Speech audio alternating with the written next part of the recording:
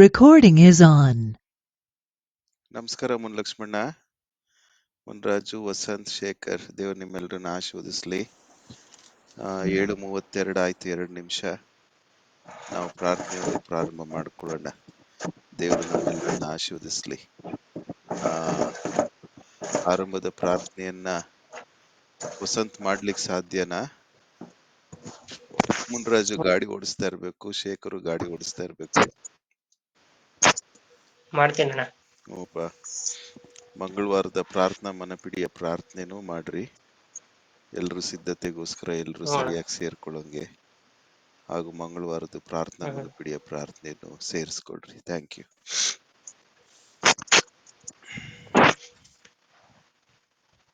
ಭೂಮಿ ಆಕಾಶಗಳನ್ನು ಸಮಸ್ತವನ್ನು ಸೃಷ್ಟಿ ಮಾಡಿದಂತಹ ಸೃಷ್ಟಿಕರ್ತನು, ನಮ್ಮೆಲ್ಲರ ರೈತ ಚಿಂತಕನು, ತನ್ನ ಅಂಗೈಯಲ್ಲಿ ಚಿತ್ರಿಸಿಕೊಂಡು ದೇವರೇ ಪ್ರತಿದಿನ ಪ್ರತಿ ಕ್ಷಣ ದೇವರೇ ನಮ್ಮ ಮುಂದೂತನಾಗಿದ್ದು ನಮ್ಮನ್ನ ನಡ್ಸ್ಕೊಂಡು ಬಂದಂತ ದೇವರೇ ನಿನಗೆ ಕೋಟಿ ಸ್ತೋತ್ರವಾಗಲಿ ಸ್ವಾಮಿದ್ರೆ. ದೇವರೇ ನೀನು ನಿತ್ಯನಾದ ಸ್ವಾಮಿದ್ರೆ, ಆರೋಗ್ಯದಾಯಕನು ಸ್ವಾಮಿದ್ರೆ. ನಮ್ಮನ್ನ ದೇವರೇ ಪ್ರತಿ ಕ್ಷಣ ನನ್ನ ಅಂಗೈಯಲ್ಲಿ ಚಿತ್ರಿಸ್ಕೊಂಡು ದೇವರೇ ನಿನ್ನ ಸುಚಿತಕ್ಕನುಸಾರವಾಗಿ ನಿನ್ನ ಚಿತ್ತಾನುಸಾರವಾಗಿ ನಮ್ಮನ್ನ ರೂಪಿಸ್ತಾ ಇದೆಯಾ. ಇದಕ್ಕಾಗಿ ನಿನಗೆ ಸ್ತೋತ್ರವಾಗಲಿ ಸ್ವಾಮಿದ್ರೆ. ದಿನದ ಆಹಾರವನ್ನ ದಯಪಾಲಿಸಿದಂತ ದೇವರೇ ನಿನಗೆ ಸ್ತೋತ್ರವಾಗಲಿ ಸ್ವಾಮಿದ್ರೆ. ನಮ್ಮೆಲ್ಲರೊಟ್ಟಿಗೂ ನೀನು ವಾಸ ಮಾಡು, ಇದಕ್ಕಾಗಿ ನಿನಗೆ ಸ್ತೋತ್ರವಾಗ್ಲಿ ಸ್ವಾಮಿದ್ರೆ. ನಮ್ಮ ರೂಪಿಸ್ತಾ ಇದ್ದೀರಾ ಸ್ವಾಮಿದ್ರೆ, ನಮ್ಮನ್ನ ಬೆಳೆಸ್ತಾ ಇದ್ದೀರಾ ಸ್ವಾಮಿ. ನಮ್ಮ ಪ್ರತಿಯೊಂದು ದೇವರೇ ಪ್ರತಿಯೊಂದು ಹಂತದಲ್ಲೂ ಕೂಡ ನೀವು ನಮ್ಮ ಸಹಾಯಕನಾಗಿದ್ದು, ನಮ್ಮ ಆಗು ಹೋಗುಗಳಲ್ಲೂ, ಕಷ್ಟದಲ್ಲೂ, ದುಃಖದಲ್ಲೂ, ಸಂತೋಷದಲ್ಲೂ ಪಾಲುಗಾರನಾಗಿದ್ದು ನಡೆಸ್ತದೆ. ಹಾಗೆ ನಿನಗೆ ಸ್ವಾಮಿದ್ರೆ. ದೇವರೇ ಈ ಸಮಯ ಬಹು ಬೆಲೆಯುಳ್ಳದ್ದು ಸ್ವಾಮಿದ್ರೆ. ಮಕ್ಕಳ ಮೂಲಕ ನಮ್ಮನ್ನ ಇದಕ್ಕಾಗಿ ನಿನಗೆ ಸ್ತೋತ್ರವಾಗ್ಲಿ ಸ್ವಾಮಿದ್ರೆ. ದೇವರೇ ನಮಗೆ ದೇವರೇ ಬೀಳುವ ಕೂಡ ದೇವರೇ ಎಬ್ಬರಿಸುವ ಸೇವಕರನ್ನ ಇಟ್ಟಿದ್ದಕ್ಕಾಗಿ ನಿನಗೆ ಸ್ತೋತ್ರವಾಗ್ಲಿ ಸ್ವಾಮಿದ್ರೆ. ಕೆಟ್ಟದರ ಅರಿವನ್ನ ಮೂಡಿಸ್ಲಿಕ್ಕೆ ಸಹಾಯಕನನ್ನ ಇಟ್ಟಿದ್ದಕ್ಕಾಗಿ ನಿನಗೆ ಸ್ತೋತ್ರವಾಗ್ಲಿ ಸ್ವಾಮಿದ್ರೆ. ದೇವರೇ ನಮ್ಮನ್ನ ನಾವೇ ಹೆಚ್ಚಳಮೆ ಪಡಿಸ್ಕೊಳ್ಳದೆ ದೇವರೇ ನಿನ್ನನ್ನ ಹೆಚ್ಚಳಮೆ ಪಡಿಸುವಂತೆ ದೇವರೇ ನಿನ್ನ ದೇವರೇ ಅನ್ಯೋನ್ಯತೆಯ ಭಾಗ್ಯವನ್ನ ನಮ್ಮೆಲ್ಲರಿಗೂ ದಯಪಾಲಿಸೋದಕ್ಕಾಗಿ ನಿನ್ಗೆ ಸ್ತೋತ್ರವಾಗ್ಲಿ ಸ್ವಾಮಿದ್ರೆ. ಇಬ್ಬರು ಮೂವರು ಕೂಡಿ ಬರುತ್ತರೋ ಅಲ್ಲಿ ಇದೀನಂತ ಮಾಡಿದಂತ ವಾಗ್ರೂಪನು ಸ್ವಾಮಿದ್ರೆ. ವಾಗ್ದಾನಕ್ಕೆ ತಕ್ಕಂತೆ ನಮ್ಮೊಟ್ಟಿಗೆ ನೀನು ನೆಲೆಸಿದೀಯಾ. ನಮ್ಮ ಕುಟುಂಬಗಳನ್ನ ನೀನು ನಡೆಸ್ತಾ ಇದೀಯಾ.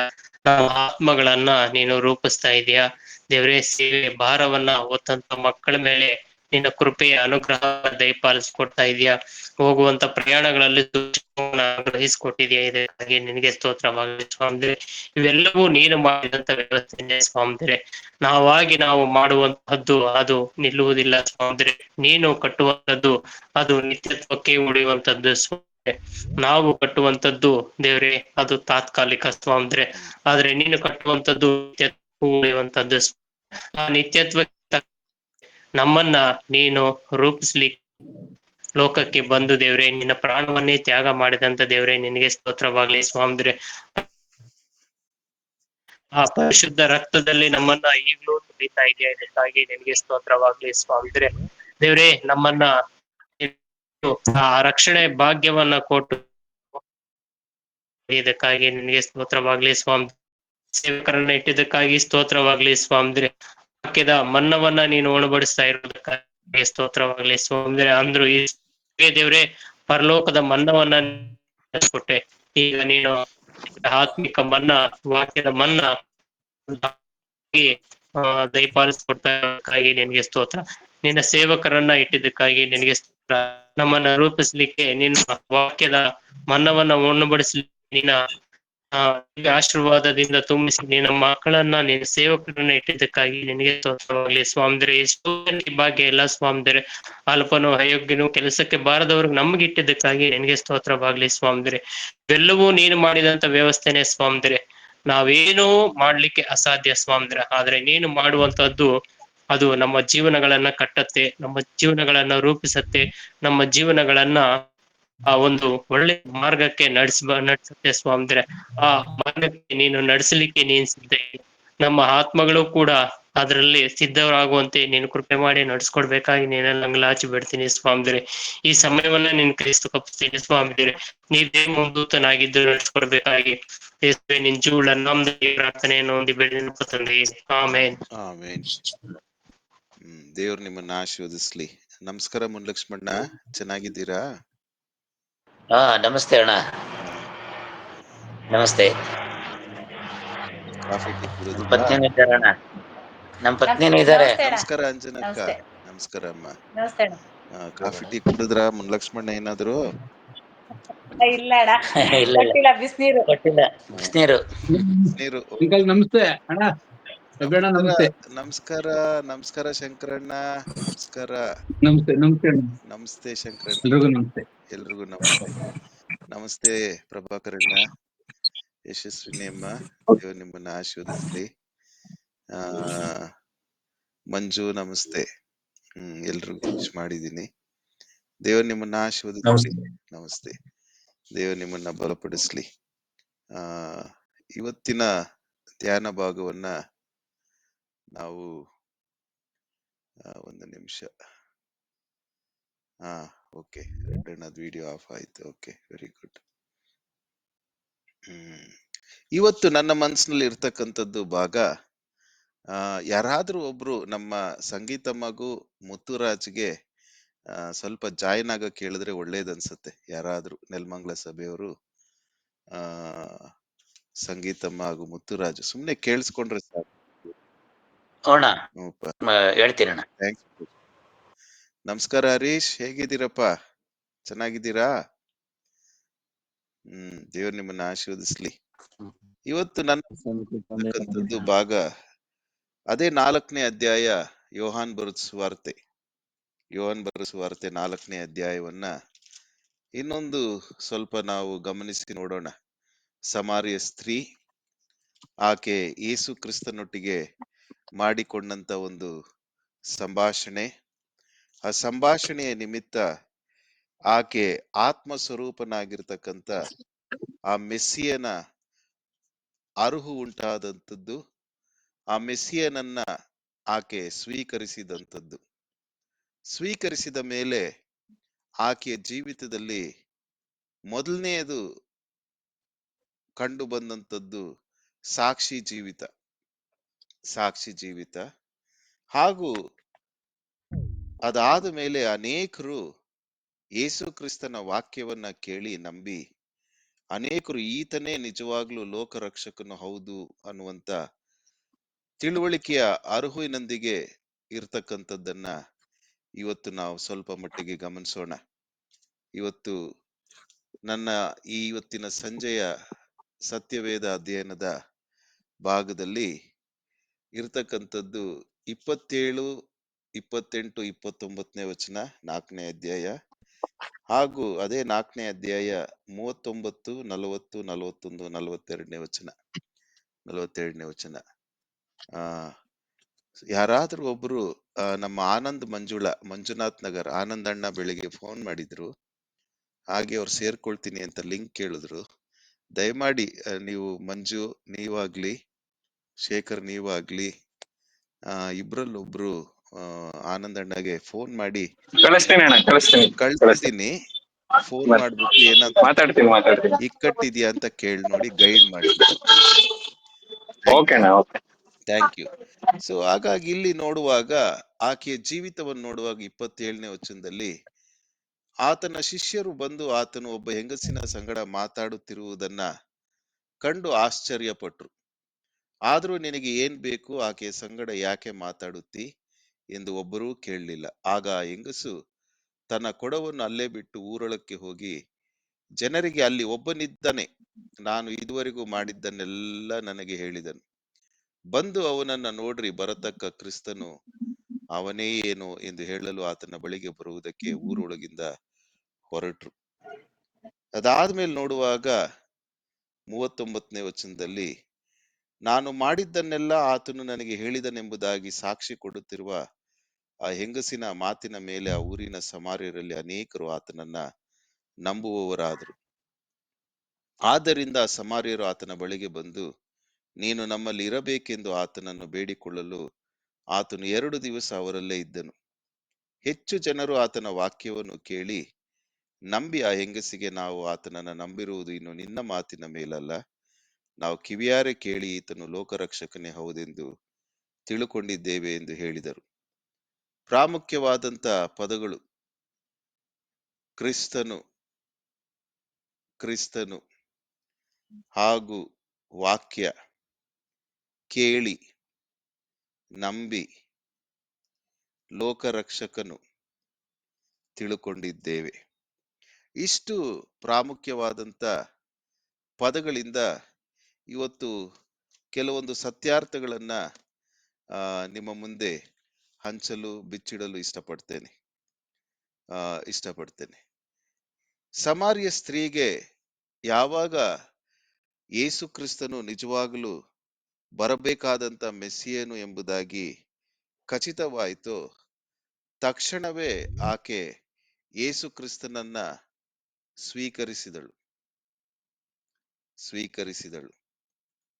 ಸ್ವೀಕರಿಸಿದ ತಕ್ಷಣ ಆಕೆ ಜೀವಿತದಲ್ಲಿ ನೋಡುವಂಥದ್ದು ಸಾಕ್ಷಿ, ಅನುಸರಿಸಬೇಕಾದಂತ ಮಾದರಿ, ಸಮಾರ್ಯ ಸ್ತ್ರೀಯಿಂದ ಕಲಿತುಕೊಳ್ಳುವಂಥದ್ದು ಸಾಕ್ಷಿ ಕೊಡುವ ಜೀವಮಾನ. ಇವತ್ತು ನಮ್ಮ ಜೀವಿತದಲ್ಲಿ ಸಾಕ್ಷಿಯ ಜೀವಮಾನ ಹೇಗಿದೆ ಅನ್ನುವಂಥದ್ದು ಸ್ವಲ್ಪ ನಾವು ಆಲೋಚಿಸಬೇಕು. ಹಾಗೂ ಯೇಸು ಕ್ರಿಸ್ತನಿಂದಲೇ ನಾವು ಒಂದು ಮಾದರಿಯನ್ನ ಗಮನಿಸಿ ನೋಡುವಾಗ, ಆತನು ಅವಶ್ಯಕತೆ ಇದ್ದಾಗ ಆತನು ಜನರಿಗೆ ಲಭ್ಯವಿದ್ದನು, ಜನರು ಬಯಸಿದಾಗ ಆತನು ಸಿಗುತ್ತಿದ್ದ, ಅನುಸರಿಸಬೇಕಾದಂತ ಮಾದರಿ. ಇವತ್ತು ನಾನು ಕೂಡ ಯೇಸು ಕ್ರಿಸ್ತನ ಹಾಗೆ ಜನರು ಬಯಸಿದಾಗ ನಾನು ಅವೈಲಬಲ್ ಇದ್ದೀನ, ಅನುಸರಿಸಬೇಕಾದಂತ ಮಾದರಿ. ಹಾಗೂ ಮೂರನೇ ಪ್ರಾಮುಖ್ಯವಾದಂತ ಪದ ಅಲ್ಲಿ ನಂಬಿ ಅನ್ನುವಂಥದ್ದು. ಇಲ್ಲಿ ಇಷ್ಟು ಎಲ್ಲ ಸಾರಾಂಶ ನಾವು ಗಮನಿಸಿ ನೋಡುವಾಗ, ಇಲ್ಲಿ ಸಮಾರ್ಯ ಸ್ತ್ರೀಯಳು ನಿಜವಾಗ್ಲೂ ಇವನು ಮೆಸ್ಸಿಯನು ಅನ್ನುವಂಥದ್ದು, ಆಕೆಗೆ ಕ್ರಿಸ್ತನು ಅನ್ನುವಂಥದ್ದು ಖಚಿತ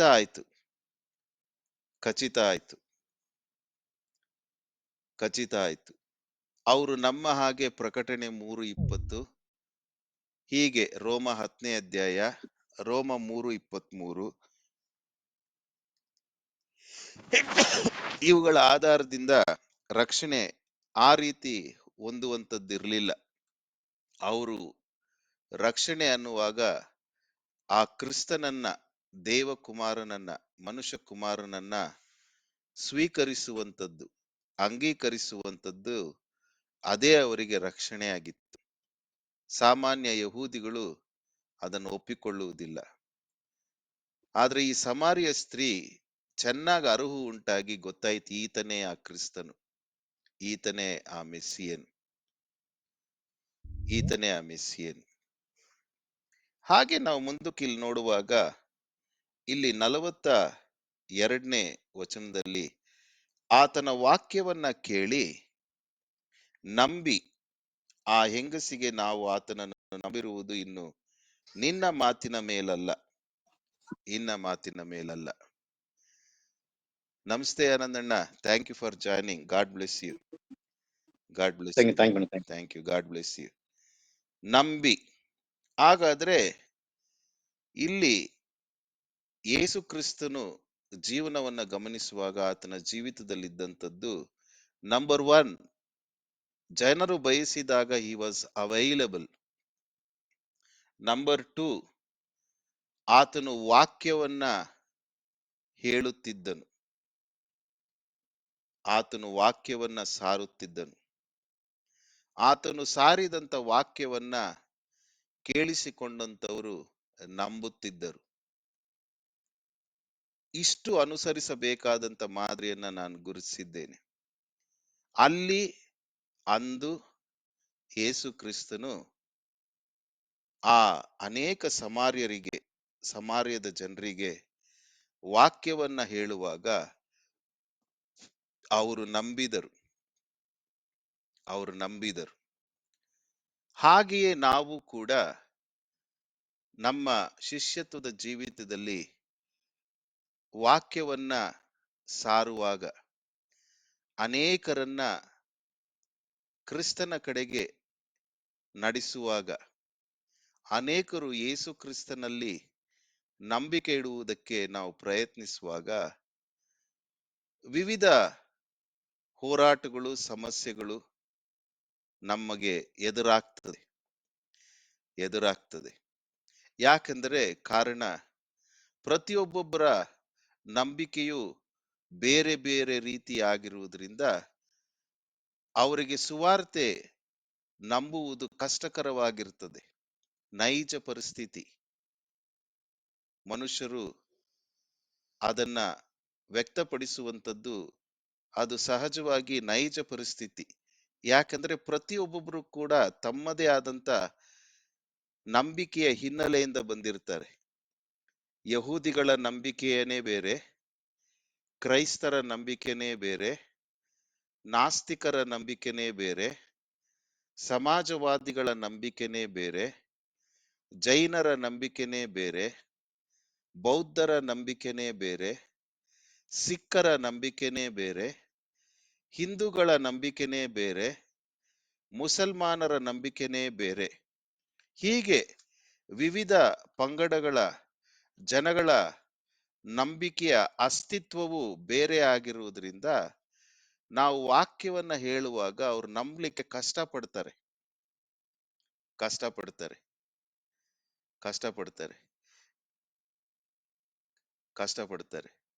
ನಿನ್ನೆ ನಾವು ಒಂದು ಕಡೆ ಸೇವೆಗೆ ಹೋಗಿದ್ವಿ.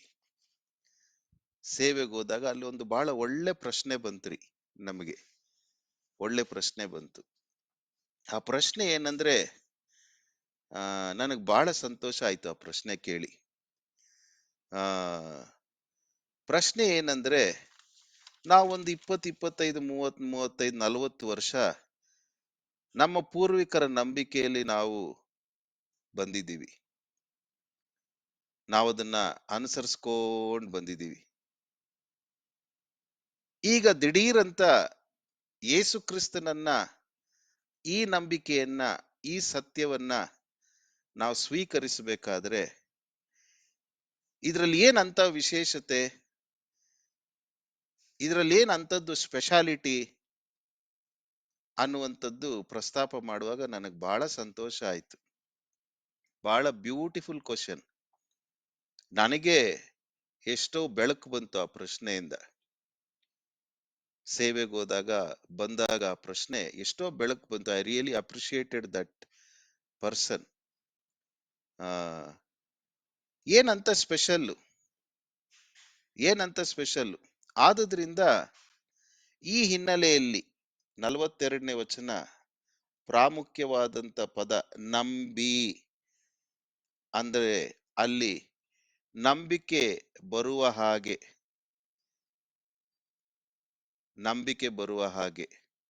ಅಥವಾ ನಂಬಿಕೆಗೆ ಕನ್ಫ್ಯೂಷನ್ಸ್ ಬರುವ ಹಾಗೆ, ಆ ಹಿನ್ನೆಲೆಯಿಂದ ನಾನು ನಿನ್ನೆ ಸೇವೆಗೆ ಹೋಗಿ ಬಂದಂತದ್ದನ್ನ ಲಿಂಕ್ ಮಾಡ್ತಾ ಇದ್ದೀನಿ.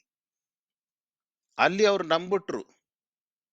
ಇಲ್ಲಿ ನಾವು ಸುವಾರ್ತೆಯನ್ನು ಸಾರುವಾಗ ಕೆಲವೊಂದು ಗ್ರೌಂಡ್ ರಿಯಾಲಿಟಿ ಕ್ವಶನ್ಸ್ ಬಂದಾಗ ಅದನ್ನ ನಾವು ಬಿಡಿಸ್ಬೇಕಾಗ್ತದೆ.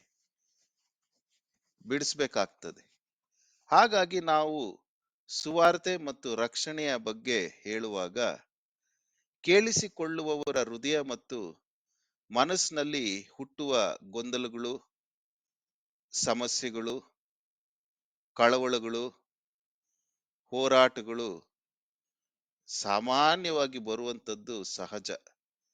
ಬಹಳ ಜೆನ್ಯೂನ್, ಅದು ಬಹಳ ಸತ್ಯವಾದಂತ ಹೋರಾಟಗಳು ಕೇಳಿಸಿಕೊಳ್ಳುವಂತವರ ಹೃದಯಗಳಲ್ಲಿ ಬರ್ತಕ್ಕಂಥದ್ದು. ಏನಪ್ಪಾ, ಇಷ್ಟು ವರ್ಷ ನಾವು ಮಾಡ್ಕೊಂಡ್ ಬಂದ್ಬಿಟ್ಟಿದೀವಲ್ಲ, ಹಾಗಾದ್ರೆ ಏನು ಇವ್ರು ಈಗ ಹೇಳ್ತಾ ಇರ್ತಕ್ಕಂಥದ್ದು ನಿಜವಾಗ್ಲೂ ನಿಜನಾ, ಸತ್ಯನಾ, ಅಥವಾ ನಮ್ದು ಸುಳ್ಳ, ನಮ್ದು ತಪ್ಪ, ಏನಿದು ಇಂಥ ಒಂದು ಭಿನ್ನತೆ ಅನ್ನುವಂತ ಮೂಲಭೂತ ಪ್ರಶ್ನೆ ಕೇಳಿಸಿಕೊಳ್ಳುವವರನ್ನ ಕಾಡುವಂಥದ್ದು ಸಹಜ, ಹಾಗೂ ಅದು ಉದ್ಭವವಾಗ್ತದೆ.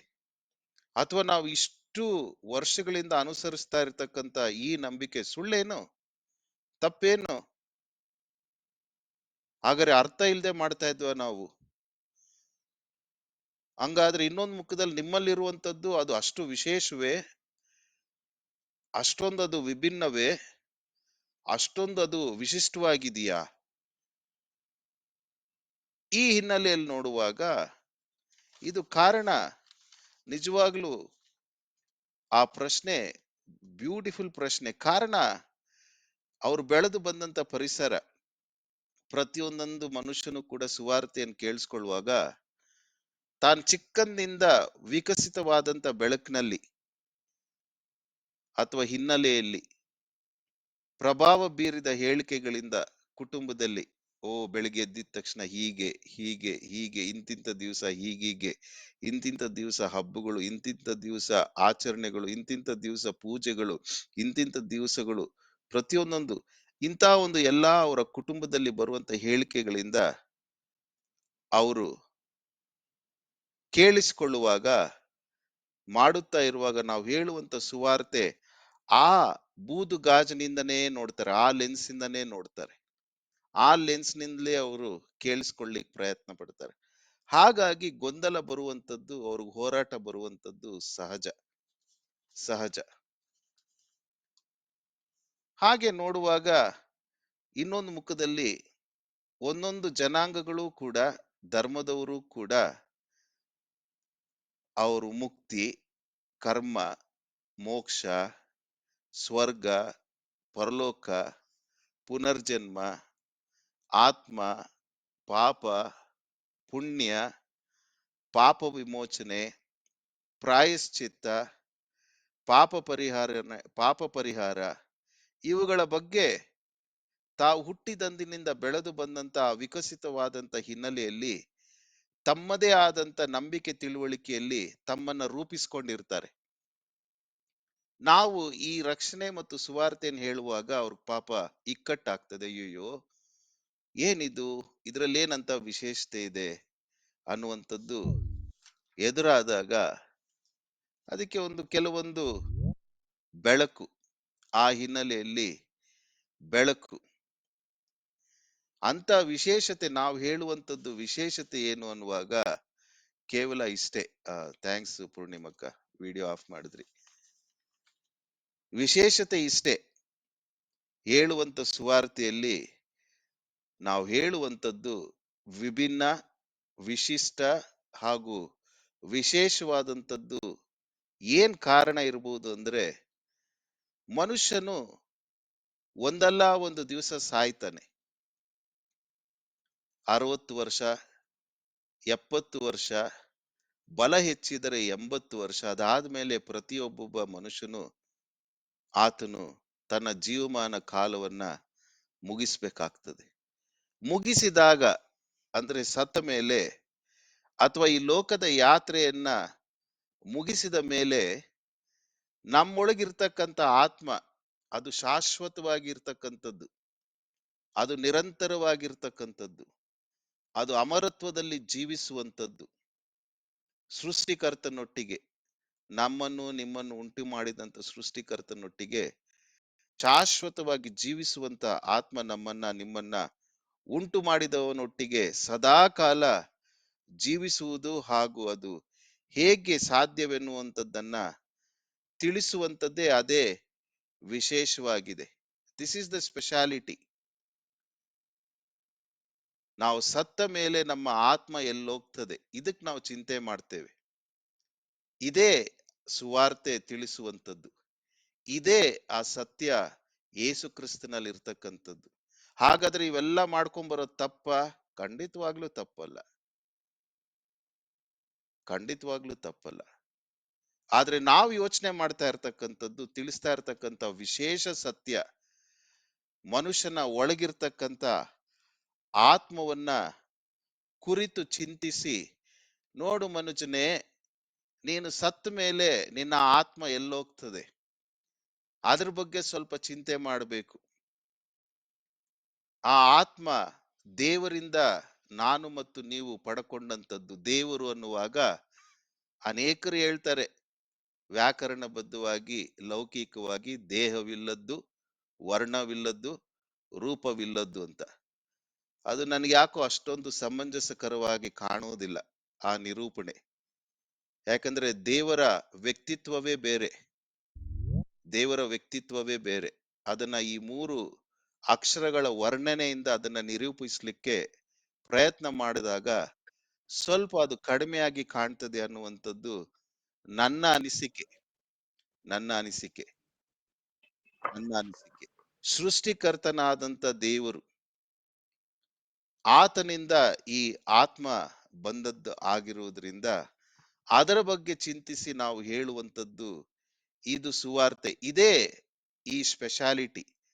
ಸತ್ತ ಮೇಲೆ ಮನುಷ್ಯನಲ್ಲಿರ್ತಕ್ಕಂಥ ಆತ್ಮ ಏನಾಗ್ತದೆ ಅದನ್ನ ಗೋಚರಪಡಿಸುವಂಥದ್ದೇ ಸ್ಪೆಷಾಲಿಟಿ.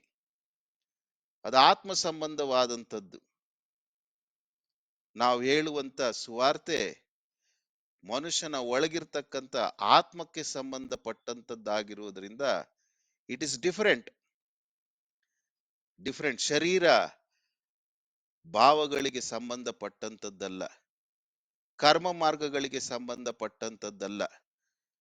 ಮನುಷ್ಯನು ತಾಯಿಯ ಗರ್ಭದಲ್ಲಿ ಹುಟ್ಟಿದ ಮೇಲೆ ತನ್ನ ಇಡೀ ಜೀವಮಾನ ಕಾಲದಲ್ಲಿ ಅನೇಕ ಆಚಾರಗಳಲ್ಲಿ, ವಿಚಾರಗಳಲ್ಲಿ, ಸಂಪ್ರದಾಯಗಳಲ್ಲಿ, ಕಟ್ಟುಪಾಡುಗಳಲ್ಲಿ, ಪೂಜೆಗಳನ್ನ ಮಾಡುವಂಥದ್ರಲ್ಲಿ, ತೀರ್ಥಯಾತ್ರೆಗಳನ್ನ ಮಾಡುವಂಥದ್ರಲ್ಲಿ, ತಪಸ್ಸು ಮಾಡುವಂಥದ್ರಲ್ಲಿ, ದಾನ ಧರ್ಮಗಳನ್ನ ಮಾಡುವಂಥದ್ರಲ್ಲಿ, ಮಂತ್ರಗಳ ಪಠಣಗಳನ್ನ ಮಾಡುವಂಥದ್ರಲ್ಲಿ, ಸನ್ಯಾಸತ್ವವನ್ನ ಧರಿಸಿಕೊಳ್ಳುವಂಥದ್ರಲ್ಲಿ, ಉಪವಾಸ ವ್ರತಗಳನ್ನ ಮಾಡುವಂಥದ್ರಲ್ಲಿ, ದೇವಸ್ಥಾನಗಳನ್ನ ಕಟ್ಟಿಸುವಂಥದ್ರಲ್ಲಿ, ಹಿರಿಯರ ಪೂಜೆಗಳನ್ನ ಮಾಡುವಂಥದ್ರಲ್ಲಿ, ಬಲಿ ಕೊಡುವಂಥದ್ರಲ್ಲಿ, ನೀತಿ ಕಾರ್ಯಗಳಿಂದ, ಭಕ್ತಿ ಮತ್ತು ಪ್ರಾರ್ಥನೆಗಳಿಂದ, ಆಧ್ಯಾತ್ಮಿಕ ಅಭ್ಯಾಸಗಳಿಂದ, ಸತ್ಕಾರ್ಯಗಳನ್ನ ಮಾಡುವಂಥದ್ರ ಮುಖಾಂತರ, ಹೋಮ ಶಾಂತಿ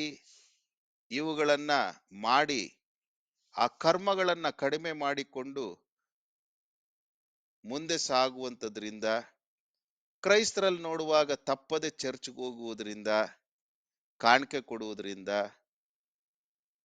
ಶ್ರಮ ಮರಣದ ದಿವಸ ಆ ಶ್ರಮ ಮರಣದ ದಿವಸಗಳಲ್ಲಿ 40 ದಿವಸ ಉಪವಾಸ ಮಾಡುವಂಥದ್ದು, ಚರ್ಚ್ಗಳಲ್ಲಿ ಫಾದರ್ ಹತ್ರ ಹೋಗಿ ಪಾಪದ ಅರಿಕೆ ಮಾಡುವಂಥದ್ದು, ದೀಕ್ಷಾ ಸ್ನಾನ ಮಾಡಿಕೊಳ್ಳುವಂಥದ್ದು, ದೃಢೀಕರಣ ಮಾಡಿಕೊಳ್ಳುವಂಥದ್ದು. ಮುಸಲ್ಮಾನರನ್ನ ನೋಡುವಾಗ ಅವರು ಮಾಡುವಂತ 5 ಪಿಲ್ಲರ್ಸ್ ಅವ್ರಿಗೆ ಇರ್ತಕ್ಕಂಥದ್ದು ಸಲಾ, ಜಕತ್, ತೌಬಾ, ಇಮಾನ್, ನಿಯಾ. ಈ 5 ಮಾಡಿದ್ರೆ ಇವೆಲ್ಲ ಶರೀರಕ್ಕೆ ಸಂಬಂಧಪಟ್ಟಂತದ್ದು, ಕರ್ಮ ಮಾರ್ಗಗಳು. ಮನುಷ್ಯನ ಆತ್ಮಕ್ಕೆ ಅಂಟಿಕೊಂಡಿರ್ತಕ್ಕಂಥ ಪಾಪವನ್ನ ತೊಳೆದುಕೊಳ್ಳಿಕ್ಕೆ, ಅಶುದ್ಧತ್ವವನ್ನ ತೊಳೆದುಕೊಳ್ಳಿಕ್ಕೆ ಇಷ್ಟನ್ನೆಲ್ಲ ಶರೀರ ಭಾವದವುಗಳನ್ನ ಮಾಡಿದ್ರೆ ಸರಿ ಹೋಗ್ತದೆ ಅನ್ನುವಂಥದ್ದು ಮನುಷ್ಯನ ಒಂದು ತಿಳುವಳಿಕೆ. ನಾವು ಇದ್ರ ಬಗ್ಗೆ ಮಾತಾಡಲ್ಲ. ನಾವು ಮಾತನಾಡುವಂಥದ್ದು ಯೇಸು ಕ್ರಿಸ್ತನ ಬಗ್ಗೆ ಒಬ್ಬ ವ್ಯಕ್ತಿಗೆ ಪರಿಚಯ ಮಾಡುವಾಗ, ಸುವಾರ್ತೆ ಸಾರುವಾಗ ಅವರಲ್ಲಿರ್ತಕ್ಕಂಥ ಆತ್ಮದ ಬಗ್ಗೆ ನಾವು ಪರಿಚಯ ಮಾಡಿ ಅದರ ಬಗ್ಗೆ ಕೆಲವೊಂದು ಬೆಳಕನ್ನ ಕೊಡುವಂಥದ್ದು ನಮ್ಮ ಸುವಾರ್ತೆ. ಈ ಆತ್ಮ ಪಾಪವನ್ನ ಅಂಟಿಕೊಂಡಿರ್ತದೆ, ತನ್ನ ಜೊತೆಯಲ್ಲಿ ಪಾಪವನ್ನ ಅಂಟಿಕೊಂಡಿರ್ತದೆ. ಈ ಎಲ್ಲ ಕರ್ಮ ಮಾರ್ಗಗಳನ್ನ ಇಷ್ಟೊತ್ತು ನಾನು ನಿಮಗೆ ತಿಳಿಸಿದ ಹಾಗೆ ಕರ್ಮ ಮಾರ್ಗಗಳನ್ನ ಮಾಡುವುದರಿಂದ ತನ್ನ ಆತ್ಮಕ್ಕೆ, ಮನುಷ್ಯನ ಒಳಗಿರ್ತಕ್ಕಂಥ ಆತ್ಮ ಕಂಟಿಕೊಂಡಿರ್ತಕ್ಕಂಥ ಪಾಪವನ್ನ ಹೋಗಲಾಡಿಸಿಕೊಳ್ಳಿಕ್ ಸಾಧ್ಯತೆ ಇಲ್ಲ.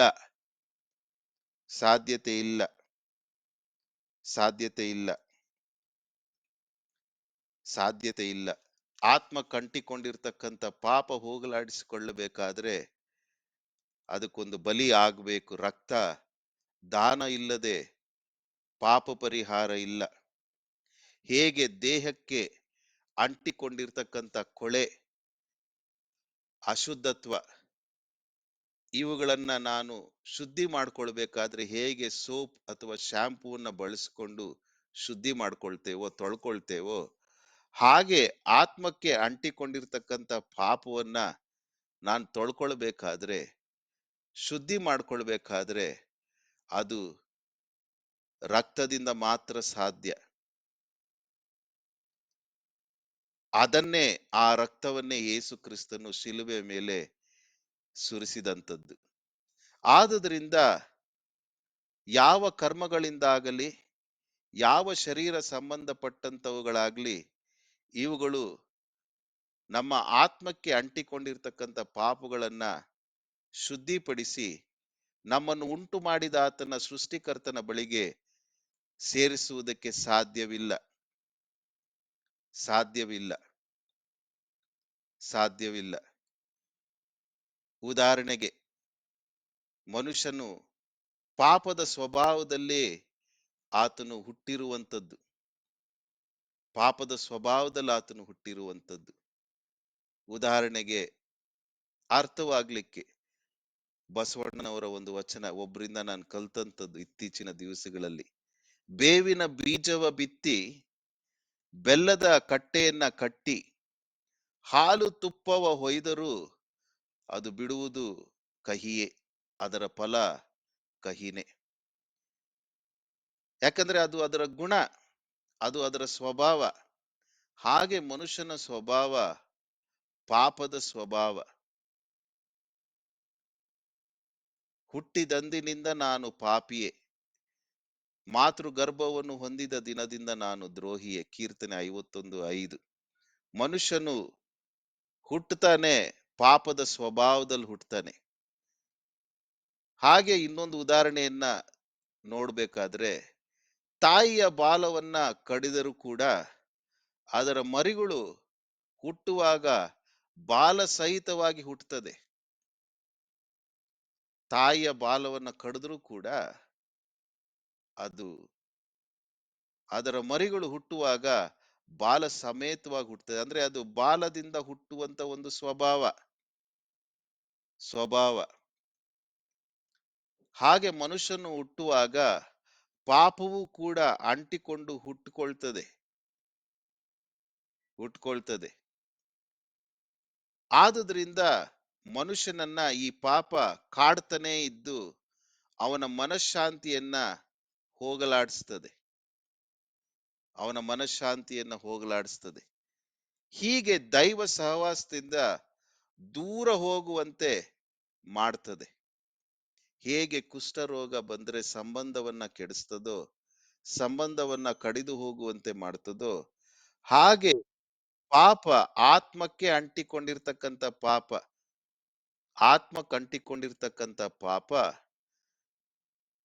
ನನ್ನನ್ನು ಉಂಟು ಮಾಡಿದಂತವನ ಸಂಬಂಧದಿಂದ ಅದು ದೂರ ಹೋಗುವಂತೆ ಮಾಡ್ತದೆ, ದೈವ ಸಹವಾಸದಿಂದ ದೂರ ಹೋಗುವಂತೆ ಮಾಡ್ತದೆ. ಆದುದರಿಂದ ದೈವ ಸಮಾಧಾನವನ್ನ ಈ ಮನುಷ್ಯನು ಪಡೆದುಕೊಳ್ಳುವ ತನಕ ಆತನು ನಾನಾ ಪ್ರಯತ್ನಗಳನ್ನ ಮಾಡ್ತಾನೆ ಇರ್ತಾನೆ. ಆ ಪ್ರಯತ್ನಗಳೇ ನಾನು ಕೆಲವು ನಿಮಿಷಗಳ ಹಿಂದೆ ತಿಳಿಸಿದಂತ ಎಲ್ಲಾ ಒಂದು ಕರ್ಮ ಮಾರ್ಗಗಳು, ಪೂಜೆಗಳು, ಸಂಪ್ರದಾಯಗಳು, ಚರ್ಚ್ಗೆ ಹೋಗುವಂಥದ್ದು, ದಾನಗಳು ಮಾಡುವಂಥದ್ದು, ಚಾರಿಟಿ ಮಾಡುವಂಥದ್ದು, ಪ್ರತಿಯೊಂದೊಂದು ಎಲ್ಲಾ ಧರ್ಮಗಳದ್ದು ಓದಿದಂಥದ್ದು ಅದೇ ಪ್ರಯತ್ನ. ಪ್ರತಿಯೊಬ್ಬೊಬ್ಬ ಮನುಷ್ಯನಿಗೂ ಅಂತರಾಳದಲ್ಲಿ ನಾನು ಪಾಪ ಮಾಡಿದ್ದೇನೆ, ನಾನು ತಪ್ಪು ಮಾಡಿದ್ದೇನೆ, ದೇವರಿಗೆ ನಾನು ವಿರುದ್ಧವಾಗಿ ಮಾಡಿದ್ದೇನೆ ಅನ್ನುವಂಥದ್ದು ಅವನ ಒಳಗಿರ್ತಕ್ಕಂಥ ಆತ್ಮ ಅದು ಆತನನ್ನ ಮಾತನಾಡಿಸ್ತಾ ಇರ್ತದೆ. ಹಾಗಾಗಿ ಹೇಗಾದ್ರೂ ಮಾಡಿ ನಾನು ದೇವರೊಟ್ಟಿಗೆ ಸರಿ ಹೋಗ್ಬೇಕು, ನಾನು ಮಾಡಿರ್ತಕ್ಕಂಥ ಪಾಪವನ್ನ ನಾನು ತೊಳೆದುಕೊಳ್ಳುವುದಕ್ಕೆ, ಪರಿಹರಿಸಿಕೊಳ್ಳುವುದಕ್ಕೆ ಏನಾದ್ರೂ ಒಂದು ಮಾಡ್ಬೇಕೆಂಬುದಾಗಿ ಪ್ರತಿಯೊಬ್ಬೊಬ್ಬ ಮನುಷ್ಯನು ಕೂಡ ನಾನಾ ಪ್ರಯತ್ನಗಳನ್ನ ಮಾಡಿಕೊಂಡು ಬರುವಂಥದ್ದೇ ಈ ಎಲ್ಲ ಕರ್ಮ ಮಾರ್ಗಗಳು. ಆದುದರಿಂದ ಸ್ತ್ರೀಯಲ್ಲಿ ಹುಟ್ಟಿದಂತ ಪ್ರತಿಯೊಬ್ಬ ಮನುಷ್ಯನು ಕರ್ಮ ಮಾರ್ಗಗಳಿಂದ ಸುಖ ಸಾಧನೆಯನ್ನ ಪಡೆದುಕೊಳ್ಳಲಿಕ್ಕೆ ಪ್ರಯತ್ನಿಸ್ತಾನೆ ಸುಖ ಸಾಧನೆಯನ್ನ ಪಡ್ಕೊಳ್ಳಿಕ್ಕೆ ಪ್ರಯತ್ನಿಸ್ತಾನೆ. ಅಪೋಸ್ತಲರ ಕೃತ್ಯಗಳು 17ನೇ ಅಧ್ಯಾಯ ಅಪೋಸ್ತಲರ ಕೃತ್ಯಗಳು 17ನೇ ಅಧ್ಯಾಯ ಅಲ್ಲಿ ಒಂದು ಸಂದರ್ಭ. ಪೌಲನು ಅಥೇನೆ ಅನ್ನುವಂತ ಒಂದು ಊರಿನಲ್ಲಿ ಅಲ್ಲಿರುವಂತ ಜನರಿಗೆ ಹೀಗೆ ಸುವಾರ್ತೆ ಯೇಸು ಕ್ರಿಸ್ತನ ಬಗ್ಗೆ ಆತನು ಪರಿಚಯ ಮಾಡ್ತಾ ಇರ್ತಾನೆ. ಪರಿಚಯ ಮಾಡುವಾಗ ಅಲ್ಲಿನ ಊರಿನ ಜನರಿಗೆ ಹೇಳುವಂತದ್ದು, ಜನರೇ, ನೀವೆಲ್ಲಾದ್ರಲ್ಲೂ ಅತಿ ಭಕ್ತಿವಂತರೆಂದು ನನಗೆ ತೋರ್ತದೆ. ನಾನು ನಿಮ್ಮ ಪಟ್ಟಣದಲ್ಲಿ ತಿರುಗಾಡುತ್ತಾ ನೀವು ಪೂಜಿಸುವ ದೇವತಾ ಪ್ರತಿಮೆಗಳನ್ನು ಚೆನ್ನಾಗಿ ನೋಡುತ್ತಾ ಇದ್ದಾಗ ಒಂದು ಬಲಿಪೀಠವು ನನ್ನ ಕಣ್ಣಿಗೆ ಬಿತ್ತು. ಅದರ ಮೇಲೆ ತಿಳಿಯದ ದೇವರಿಗೆ ಎಂದು ಬರೆದಿತ್ತು. ಆದ ಕಾರಣ ನೀವು ಯಾವುದನ್ನು ತಿಳಿಯದೆ ಪೂಜಿಸುತ್ತೀರೋ ಅದನ್ನೇ ನಿಮಗೆ ತಿಳಿಯಪಡಿಸ್ತೇನೆ, ಕೇಳ್ರಿ. ಜಗತ್ತನ್ನು ಅದರಲ್ಲಿರುವ ಎಲ್ಲಾ ವಸ್ತುಗಳನ್ನು ಉಂಟು ಮಾಡಿದ ದೇವರು ಭೂಮ್ಯಾಕಾಶಗಳ ಒಡೆಯನಾಗಿರುವುದರಿಂದ ಆತನು ಕೈಯಿಂದ ಕಟ್ಟಿರುವ ಗುಡಿಗಳಲ್ಲಿ ವಾಸ ಮಾಡುವವನಲ್ಲ. ತಾನೇ ಎಲ್ಲರಿಗೂ ಜೀವಶ್ವಾಸ ಮುಂತಾದದ್ದೆಲ್ಲವನ್ನು ಕೊಡುವವನಾಗಿರಲಾಗಿ ಕೊರತೆ ಇದ್ದವನಂತೆ ಮನುಷ್ಯರ ಕೈಗಳಿಂದ ಸೇವೆ ಹೊಂದುವವನೂ ಅಲ್ಲ.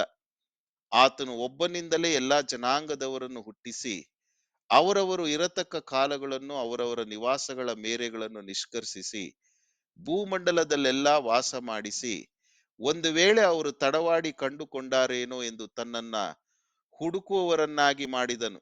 ಇದೇ ಮನುಷ್ಯನು ಮಾಡ್ತಾ ಇದ್ದಂಥದ್ದು ಪ್ರಯತ್ನ.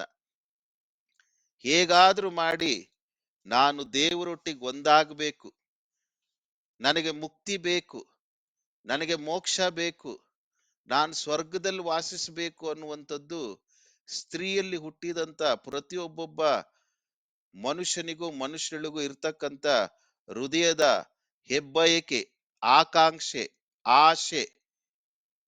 ಅದು ಮನುಷ್ಯನನ್ನ ಕಾಡ್ತಾನೆ ಇರ್ತದೆ. ಅದಕ್ಕೋಸ್ಕರ ಆತನು ಶರೀರದಲ್ಲಿ ದೇಹದಲ್ಲಿ ಇರುವಾಗ ಆತನು ನಾನಾ ಪ್ರಯತ್ನಗಳನ್ನ ಮಾಡಿ ಒಂದಲ್ಲ ಒಂದು ರೀತಿಯಲ್ಲಿ, ವಿವಿಧ ರೀತಿಯಲ್ಲಿ ದೇವರನ್ನ ಕಂಡುಕೊಳ್ಳುವಂತೆ ವಿವಿಧ ಮಾರ್ಗಗಳನ್ನ ಆತನು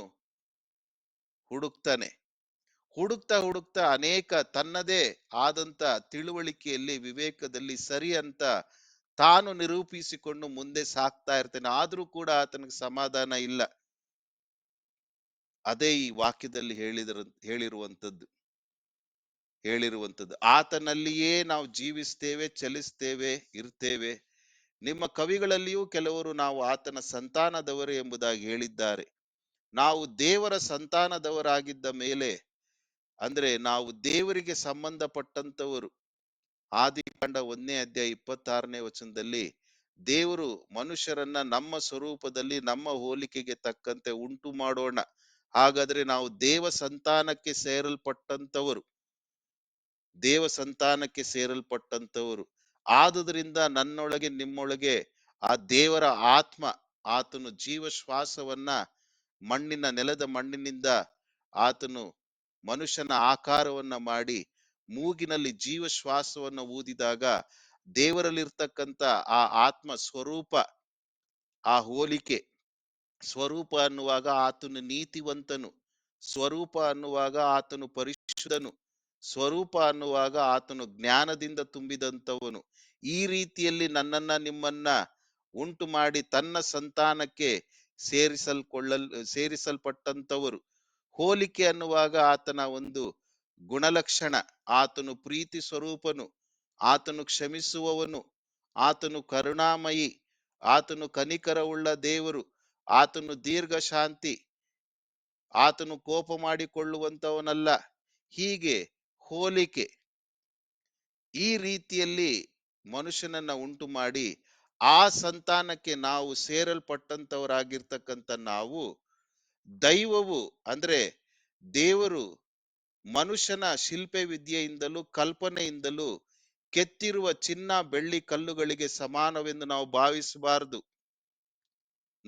ಅದಕ್ಕೋಸ್ಕರ ಶರೀರ ಭಾವ ಕರ್ಮಗಳಿಂದ ನಮ್ಮ ಆತ್ಮಕ್ಕೆ ಅಂಟಿಕೊಂಡಿರ್ತಕ್ಕಂಥ ಪಾಪವನ್ನ ನಾವು ಹೋಗಲಾಡಿಸಿಕೊಳ್ಳಿಕ್ ಸಾಧ್ಯತೆ ಇಲ್ಲ. ಯಾಕಂದ್ರೆ ಅಶುದ್ಧತ್ವ ಇರ್ತಕ್ಕಂಥದ್ದು, ಕಲ್ಮಶ ಇರ್ತಕ್ಕಂಥದ್ದು, ಕೊಳೆ ಇರ್ತಕ್ಕಂಥದ್ದು ನಮ್ಮ ಆತ್ಮಕ್ಕೆ. ನಾವು ಮಾಡ್ತಾ ಇರ್ತಕ್ಕಂಥದ್ದೆಲ್ಲವೂ ನಮ್ಮ ದೇಹಕ್ಕೆ ಮಾಡ್ಕೊಳ್ತಾ ಇದ್ದೀವಿ. ದೇಹಕ್ಕೆ ಮಾಡಿದಂಥದ್ದು ಅದು ದೇಹ. ಈ ದೇಹ ಒಂದು ದಿವಸ ಮಣ್ಣಿಗೆ ಮಣ್ಣು, ಬೂದಿಗೆ ಬೂದಿ, ಧೂಳಿಗೆ ಧೂಳಾಗಿ ಹೋಗ್ತದೆ. ನಾವು ಮಾಡಿಕೊಂಡು ಬಂದಂತ ಇಡೀ ಜೀವಮಾನ ಕಾಲ ಎಲ್ಲಾ ಒಂದು ಈ ಆಚಾರ ವಿಚಾರಗಳು, ಕ್ರೈಸ್ತನಾಗಲಿ, ಹಿಂದೂ ಆಗಲಿ, ಮುಸಲ್ಮಾನಾಗಲಿ, ಬೌದ್ಧನಾಗಲಿ, ಜೈನನಾಗಲಿ, ನಾಸ್ತಿಕನಾಗಲಿ, ಏನೇ ಆದ್ರೂ, ಯಾರೇ ಆಗ್ಲಿ, ಏನೇನು ಅವ್ರು ಮಾಡಿಕೊಂಡು ಬಂದರೂ ಕೂಡ ಸತ್ತಾಗ ಆ ದೇಹದೊಟ್ಟಿಗೆ ಅವರು ಮಾಡಿಕೊಂಡಂಥದ್ದು ಕೂಡ ಅದು ಹಾಗೆ ಮಣ್ಣಾಗಿ ಹೋಗ್ತದೆ. ಆತ್ಮ ಕಂಟಿಕೊಂಡಿರ್ತಕ್ಕಂಥ ಪಾಪ ಹಾಗೆ ಉಳಿತದೆ, ಹಾಗೆ ಉಳಿತದೆ, ಹಾಗೆ ಉಳಿತದೆ. ಹೀಗೆ ಹುಡುಕುವಾಗ ಮನುಷ್ಯನು ಆ ದೈವತ್ವವನ್ನ ಆತನು ತನ್ನ ಶಿಲ್ಪ ವಿದ್ಯೆಯಿಂದ, ಕಲ್ಪನೆಗಳಿಂದ ಕೆತ್ತಿ ತನಗನ್ಸಿರುವ ಹಾಗೆ ಒಂದೊಂದು ರೂಪಗಳನ್ನ ಕೊಡ್ತಾನೆ. ನೋ, ಹಾಗೆ ಭಾವಿಸಬಾರದು. ದೇವರು ಆತ್ಮ ಸ್ವರೂಪನು. ದೇವರು ಏಕಕಾಲದಲ್ಲಿ ಸರ್ವ ಕಡೆಗಳಲ್ಲಿಯೂ ಇರುವಂತವನು. ಎಲ್ಲಾ ವೇಳೆಯಲ್ಲಿ, ಎಲ್ಲಾ ಸಮಯದಲ್ಲಿ, ಎಲ್ಲಾ ಸ್ಥಿತಿಗತಿಗಳಲ್ಲಿ ಏಕಕಾಲದಲ್ಲಿ ಏಕ ರೀತಿಯಾಗಿ ಇರುವಂತವನು ಆತನು. ಆತ್ಮ ಸ್ವರೂಪನಾದಂಥ ದೇವರು, ಆತನಿಗೆ ಯಾವ ಒಂದು ನಮ್ಮ ಹಾಗೆ ಮೂಗು ಕಣ್ಣು ಇಲ್ಲ. ಆತನು ಆತ್ಮ ಸ್ವರೂಪನು, ಆತ್ಮ ಸ್ವರೂಪನು, ಆತ್ಮ ಸ್ವರೂಪನು, ಆತ್ಮ ಸ್ವರೂಪನು. ಆದುದರಿಂದ ನೋಡುವಾಗ ಇಲ್ಲಿ ನಾವು ಮನುಷ್ಯನನ್ನ ಗಮನಿಸುವಾಗ, ಶರೀರದಲ್ಲಿ ಇರುವಾಗ ಅನೇಕ ಪ್ರಯತ್ನಗಳನ್ನ ಮಾಡ್ತಾ ಇರ್ತಾನೆ, ಪ್ರಯತ್ನಗಳನ್ನ ಮಾಡ್ತಾ ಇರ್ತಾನೆ, ಪ್ರಯತ್ನಗಳನ್ನ ಮಾಡ್ತಾ ಇರ್ತಾನೆ, ಪ್ರಯತ್ನಗಳನ್ನ ಮಾಡ್ತಾ ಇರ್ತಾನೆ. ಯಾವುದೋ ಒಂದು ಫೋನ್ ಬಂತು, ಪ್ರಯತ್ನಗಳನ್ನ ಮಾಡ್ತಾ ಇರ್ತಾನೆ. ಆದುದರಿಂದ ನನ್ನ ಪ್ರಿಯ ಸಹೋದರ ಸಹೋದರಿಯರೇ, ಮನುಷ್ಯನ ಸ್ಥಿತಿಯನ್ನ ನೋಡುವಾಗ ನಾವು ಚಿಂತಿಸುವಂಥದ್ದು, ಒಬ್ಬ ವ್ಯಕ್ತಿ ನಮಗೆ ದೇವರು ಒದಗಿಸಿಕೊಟ್ಟಿದ್ದಾನೆ, ಒಬ್ಬ ವ್ಯಕ್ತಿಯನ್ನ ನಾವು ಪ್ರೀತಿ ಮಾಡ್ತೇವೆ, ಒಬ್ಬ ವ್ಯಕ್ತಿಯ ಬಗ್ಗೆ ನಮಗ್ ಕಾಳಜಿ, ಒಬ್ಬ ವ್ಯಕ್ತಿಯ ಬಗ್ಗೆ ನಮಗ್ ಚಿಂತನೆ ಇದೆ ಎಂಬುದಾಗಿ ಯಾರಾದ್ರೂ ಅಂದುಕೊಂಡ್ರೆ ಅದು ಆ ವ್ಯಕ್ತಿ ಒಳಗಿರ್ತಕ್ಕಂಥ ಆತ್ಮದ ಬಗ್ಗೆ ನಮಗಿರ್ತಕ್ಕಂಥ ಕಾಳಜಿ. ಯಾಕಂದ್ರೆ ಆತ್ಮ ಶಾಶ್ವತವಾಗಿ ಜೀವಿಸುವಂಥದ್ದು. ಆದ್ರೆ ಈ ಆತ್ಮ ಪಾಪಮಯವಾಗಿರುವುದರಿಂದ ಅದು ದೇವರೊಟ್ಟಿಗೆ ಸದಾಕಾಲ ಜೀವಿಸಲಿಕ್ಕೆ ಸಾಧ್ಯ ಇಲ್ಲ, ಸಾಧ್ಯ ಇಲ್ಲ. ಮನುಷ್ಯನು ಪಾಪದಿಂದ, ಆ ಪಾಪದ ಸ್ವಭಾವದಲ್ಲಿ ಹುಟ್ಟಿದಂತವನೇ. ಆದುದರಿಂದ ಬಹಳ ಕಷ್ಟಪಡ್ತಾನೆ.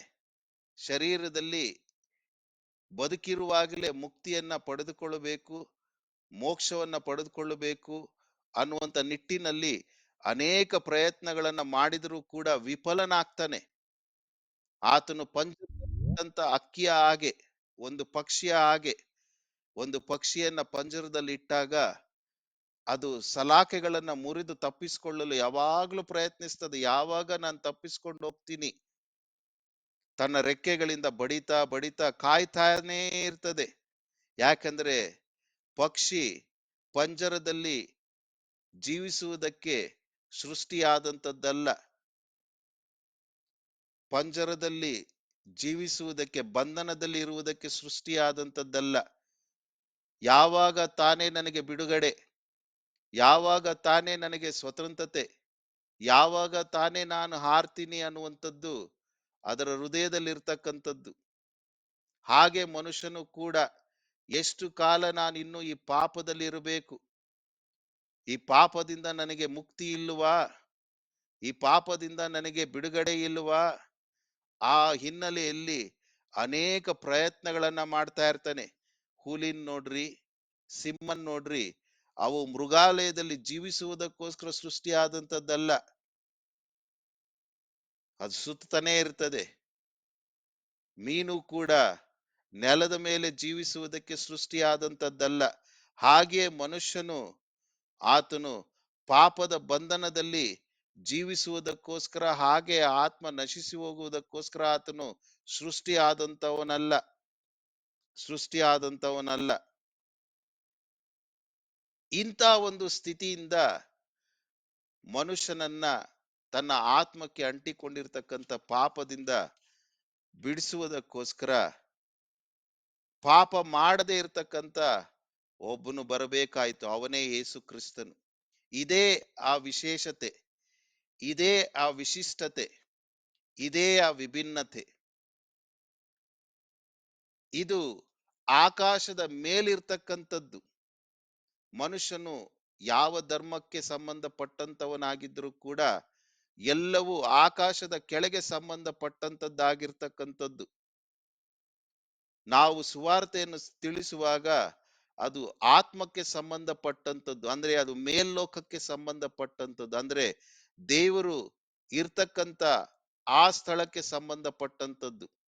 ಹಾಗಾಗಿ ಮನುಷ್ಯನ ಒಳಗೆ ಆತ್ಮ ಇರ್ತಕ್ಕಂಥದ್ದು, ಮತ್ತೆ ಅದು ಪವಿತ್ರವಾಗಬೇಕಾದ್ರೆ ಪಾಪ ಮಾಡದೇ ಇರ್ತಕ್ಕಂಥ ಆ ಸೃಷ್ಟಿಕರ್ತನಾದಂಥವನೇ ಆತನು ಮನುಷ್ಯನಾಗಿ ಹುಟ್ಟಿ ಬಂದು ಯೇಸು ಕ್ರಿಸ್ತನಾಗಿ ಶಿಲುಬೆ ಮೇಲೆ ಪ್ರಾಣ ಕೊಟ್ಟು ನಮ್ಮ ಆತ್ಮಗಳಿಗೆ ಅಂಟಿಕೊಂಡಿರ್ತಕ್ಕಂಥ ಪಾಪವನ್ನು ಆತನು ಶುದ್ಧಿ ಮಾಡಿದನು. ಮನುಷ್ಯನು ಎಷ್ಟು ಪ್ರಯಾಸ ಪಟ್ರು, ಎಷ್ಟು ಪೂಜೆಗಳು ಮಾಡಿದರು, ಎಷ್ಟು ಚರ್ಚ್ಗೆ ಹೋದ್ರು, ಎಷ್ಟು ಇನ್ಫ್ಯಾಂಟ್ ಜೀಸಸ್ ಚರ್ಚ್ಗೆ ಹೋಗಿ ಕ್ಯಾಂಡ್ಲ್ ಅಂಟಿಸಿದ್ರು, ಎಷ್ಟು ಸತಿ ವೇಲಂಗಣಿಗೆ ಹೋದ್ರು, ಎಷ್ಟು ಸತಿ ಜೆರುಸಲೇಮ್ಗೆ ಹೋಗಿ ಹೋಲಿ ವಾಟರ್ ತಗೊಂಬಂದು ಕುಡಿದ್ರು, ಅವನ ಆತ್ಮಕ್ಕೆ ಅಂಟಿಕೊಂಡಿರ್ತಕ್ಕಂಥ ಪಾಪ ಹೋಗಲಾಡಿಸಿಕೊಳ್ಳಿಕ್ ಸಾಧ್ಯತೆ ಇಲ್ಲ. ಕೇವಲ ಯೇಸು ಕ್ರಿಸ್ತನನ್ನ ನಂಬುವುದರಿಂದ ಮಾತ್ರ ಆತ್ಮಕ್ಕೆ ಅಂಟಿಕೊಂಡಿರ್ತಕ್ಕಂಥ ಪಾಪ ಹೋಗಲಾಡಿಸಿಕೊಳ್ಳಿಕ್ಕೆ ಸಾಧ್ಯ.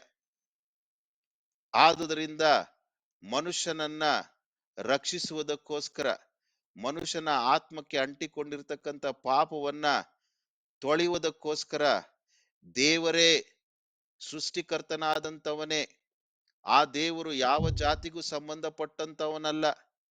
ಅವನು ಹಿಂದೂ ದೇವರಲ್ಲ, ಕ್ರಿಶ್ಚಿಯನ್ ದೇವರಲ್ಲ, ಮುಸಲ್ಮಾನ್ ದೇವರಲ್ಲ. ಆತನು ಮನುಷ್ಯನಿಗೆ ಸಂಬಂಧಪಟ್ಟಂತ ದೇವರು. ಯಾಕಂದ್ರೆ ಆತನ ಆತ್ಮ ಮನುಷ್ಯನಲ್ಲಿದೆ. ಆದುದರಿಂದ ಮನುಷ್ಯನನ್ನ ಈ ಪಾಪದ ಸಂಕೋಲೆಯಿಂದ ಬಿಡಿಸುವುದಕ್ಕೋಸ್ಕರ ದೇವರು ಮನುಷ್ಯನಾಗಿ ನರಾವತಾರವನ್ನ ಎತ್ತಿ ಮನುಷ್ಯರ ಮಧ್ಯೆ ವಾಸಿಸಿದನು. ಇರುವೆ ಹತ್ರ ಮಾತನಾಡ್ಬೇಕಾದ್ರೆ ಇರುವೆನೇ ಸಾಧ್ಯ, ಮನುಷ್ಯನ ಹತ್ರ ಮಾತನಾಡ್ಬೇಕಾದ್ರೆ ಮನುಷ್ಯನೇ ಸಾಧ್ಯ. ಮನುಷ್ಯನ ಹತ್ರ ಪ್ರಾಣಿ ಮಾತನಾಡ್ಲಿಕ್ಕೆ ಸಾಧ್ಯತೆ ಇಲ್ಲ.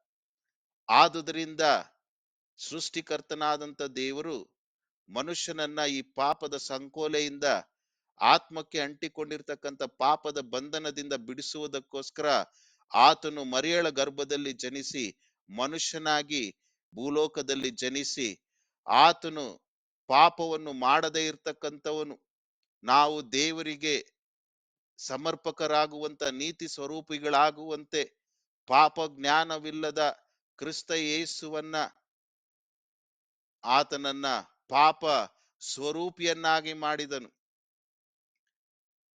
ಆ ದೇವರು ನಮ್ಮೆಲ್ಲರ ಪಾಪವನ್ನ ತೆಗೆದುಕೊಂಡು ಆತನು ಪಾಪಿಯಾಗಿ ನಮಗೋಸ್ಕರ ಆತನು ಶಿಕ್ಷೆಯನ್ನು ಅನುಭವಿಸಿ ಶಾಶ್ವತವಾಗಿ ಮನುಷ್ಯನಿಗೆ ಆತ್ಮಕ್ಕೆ ಅಂಟಿಕೊಂಡಿರ್ತಕ್ಕಂಥ ಪಾಪದಿಂದ ಬಿಡುಗಡೆಯನ್ನ ಉಂಟು ಮಾಡಿದನು. ಮನುಷ್ಯನು ಸ್ವಂತ ಶಕ್ತಿಯಿಂದ ದೇವರನ್ನ ಸೇರುವುದಕ್ಕಾಗ್ಲಿ, ಐಕ್ಯವಾಗುವುದಕ್ಕಾಗ್ಲಿ, ಮುಟ್ಟುವುದಕ್ಕಾಗ್ಲಿ ಸಾಧ್ಯತೆ ಇಲ್ಲ. ಯಾಕಂದ್ರೆ ದೊಡ್ಡ ಡೊಂಗರವಿದೆ ಮನುಷ್ಯನಿಗೂ ದೇವರಿಗೂ. ದೊಡ್ಡ ಡೊಂಗರ, ಪಾಪದಿಂದ ಬಂದ ದೊಡ್ಡ ಡೊಂಗರ. ಪಾಪ ಮಾಡಿದವನು ದೇವರ ಹತ್ತಿರ ಹೋಗ್ಲಿಕ್ಕೆ ಸಾಧ್ಯತೆ ಇಲ್ಲ. ಆದುದರಿಂದ ಪಾಪ ಮಾಡದೇ ಇರತಕ್ಕಂಥವನು, ಪರಿಶುದ್ಧನಾದಂತ ದೇವರೇ ಪರಲೋಕದಿಂದ ಭೂಮಿಗಿಳಿದು ಬಂದು ಆತನು ಪಾಪ ಮಾಡಿದವನನ್ನ ರಕ್ಷಿಸಿದನು. ದೇವರೇ ಪಾಪಿಯನ್ನ ಹುಡುಕಿಕೊಂಡು ಬಂದ. ಆದುದರಿಂದ ಪ್ರತಿಯೊಂದೊಂದು ಊರುಗಳಲ್ಲೂ ನಾವು ಗಮನಿಸುವಾಗ ಊರಿಗೆ ಒಂದು ಕೋಣ, ಲೋಕಕ್ಕೆ ದೇವರ ಪ್ರಾಣ.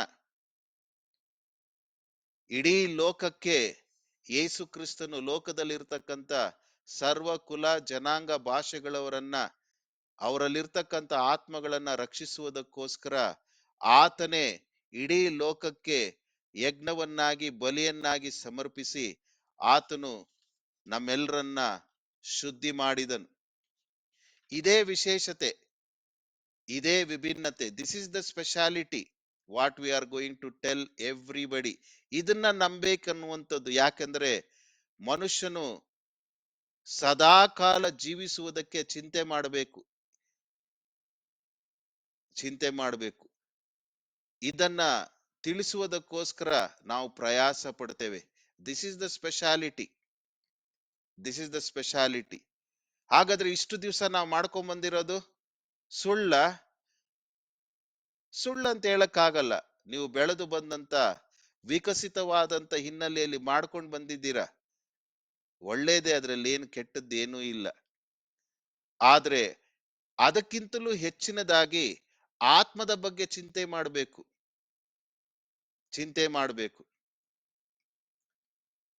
ದೇಹದ ಮೇಲೆ ಇರ್ತಕ್ಕಂಥ ಬಟ್ಟೆ ಉಡುಪು ಮುಖ್ಯವೋ ದೇಹ ಮುಖ್ಯವೋ ಎಂಬುದಾಗಿ ನಮ್ಮನ್ನೇ ನಾವು ಪ್ರಶ್ನಿಸಿಕೊಳ್ಳುವುದಾದ್ರೆ ದೇಹ ಮುಖ್ಯ ಎಂಬುದಾಗಿ ಹೇಳ್ತೇವೆ. ದೇಹದೊಳಗಿರ್ತಕ್ಕಂಥ ಆತ್ಮ ಮುಖ್ಯನೋ ದೇಹ ಮುಖ್ಯನೋ ಎಂಬುದಾಗಿ ಮರು ಪ್ರಶ್ನೆಯನ್ನ ಹಾಕಿಕೊಳ್ಳುವುದಾದ್ರೆ ಆತ್ಮ ಮುಖ್ಯ ಎಂಬುದಾಗಿ ಹೇಳ್ತೇವೆ. ಯಾಕೆಂದ್ರೆ ಆತ್ಮ ಸದಾಕಾಲ ಜೀವಿಸುವಂಥದ್ದು. ಆ ಆತ್ಮಕ್ಕೆ ಜಾತಿ ಇಲ್ಲ, ಆ ಆತ್ಮಕ್ಕೆ ಯಾವ ಭೇದ ಇಲ್ಲ. ಆ ಆತ್ಮ ಕೊಟ್ಟಾತನ ಬಳಿಗೆ ಸೇರುವಂಥದ್ದು. ಬಾವಿಯ ರಾಟೆ ಯಾವಾಗ ಮುರಿದು ಹೋಗ್ತದ ಗೊತ್ತಿಲ್ಲ, ಬೆಳ್ಳಿಯ ತಂತಿ ಯಾವಾಗ ಕಿತ್ತೋಗ್ತದ ಗೊತ್ತಿಲ್ಲ, ಚಿನ್ನದ ಬಟ್ಟಲು ಯಾವಾಗ ಜಜ್ಜೋಗ್ತದ ಗೊತ್ತಿಲ್ಲ. ಇಷ್ಟರೊಳಗಾಗಿ ನಿನ್ನನ್ನು ಉಂಟು ಮಾಡಿದಂತ ಸೃಷ್ಟಿಕರ್ತನನ್ನ ನೀನು ಸ್ಮರಿಸು. ಯಾಕಂದ್ರೆ ಒಂದು ದಿವಸ ಬರ್ತದೆ, ನೀನು ಮಣ್ಣಿನ ಪಾಲಾಗಿ ಹೋಗುವಾಗ ದೇಹ ಮಣ್ಣಕ್ಕೆ ಸೇರ್ತದೆ, ಆದ್ರೆ ನಿನ್ನೊಳಗಿರ್ತಕ್ಕಂಥ ಆತ್ಮ ಕೊಟ್ಟಾತನ ಬಳಿಗೆ ನಿತ್ಯ ಗೃಹಕ್ಕೆ ಅದು ಪ್ರಯಾಣ ಮಾಡ್ತದೆ. ಈ ಪ್ರಯಾಣ ಚಿಂತಿಸಿ ನಾವು ಸುವಾರ್ತೆಯನ್ನ ಸಾರ್ತೇವೆ. ಇದೇ ವಿಶೇಷತೆ. ಇದನ್ನ ನಾವು ಸಾರ್ತೇವೆ. This is the speciality in gospel. ಹಾಗಾಗಿ ಇವತ್ತು ಈ ಯೋಹಾನ್ ಬರೆದ ಸುವಾರ್ತೆ 4ನೇ ಅಧ್ಯಾಯ 42ನೇ ವಚನ, ಯೋಹಾನ್ ಬರೆದ ಸುವಾರ್ತೆ 4ನೇ ಅಧ್ಯಾಯ 42ನೇ ವಚನದಲ್ಲಿ ಆತನ ವಾಕ್ಯವನ್ನ ಕೇಳಿ ನಂಬಿ, ಹಾಗಾದ್ರೆ ಆತ್ಮದ ಬಗ್ಗೆ ಚಿಂತಿಸಿ ಅದರ ಬಗ್ಗೆ ನಂಬಿಕೆಯನ್ನ ಹುಟ್ಟಿಸುವಂತ ಕೆಲಸದಲ್ಲಿ ನಾವಿದ್ದೇವೆ. ಈ ಪದದಿಂದ ನಿನ್ನೆ ನಾವು ಸೇವೆಗೆ ಹೋಗಿ ಬಂದ ಹಿನ್ನೆಲೆಯಲ್ಲಿ ಸ್ವಲ್ಪ ನಾವು ಧ್ಯಾನ ಮಾಡಿ ಅದರ ಬಗ್ಗೆ ಇನ್ನಷ್ಟು ತಿಳುವಳಿಕೆಯನ್ನು ಹೊಂದಿಕೊಳ್ಳುವುದು ಒಳ್ಳೆಯದೆಂಬುದಾಗಿ ನನಗನ್ಸ್ತು. ಹಾಗಾಗಿ ನಾವು ಸಾರುವಂಥದ್ದು ಆತ್ಮಗಳ ಬಗ್ಗೆ ಚಿಂತಿಸಿ ನಾವು ಯೋಚಿಸುವಂತದ್ದಾಗಿರುವುದರಿಂದ ಅದೇ ವಿಶೇಷತೆ.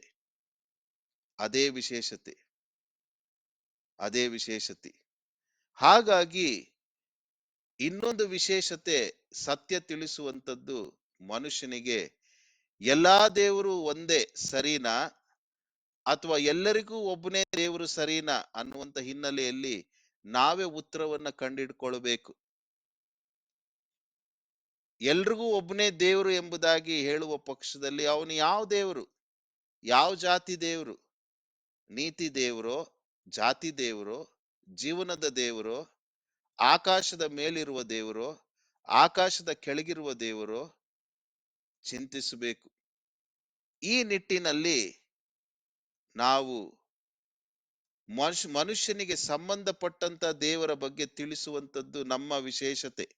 ಇದೇ ವಿಶೇಷತೆ. ಈ ವಿಶೇಷತೆಯನ್ನ ನೀವು ಅದನ್ನ ಸ್ವೀಕರಿಸಬೇಕು ಅಂತ ನಾವು ಅನೇಕರಿಗೆ ಸುವಾರ್ತೆಯನ್ನ ನಾವು ಸಾರುವವರಾಗಿದ್ದೇವೆ.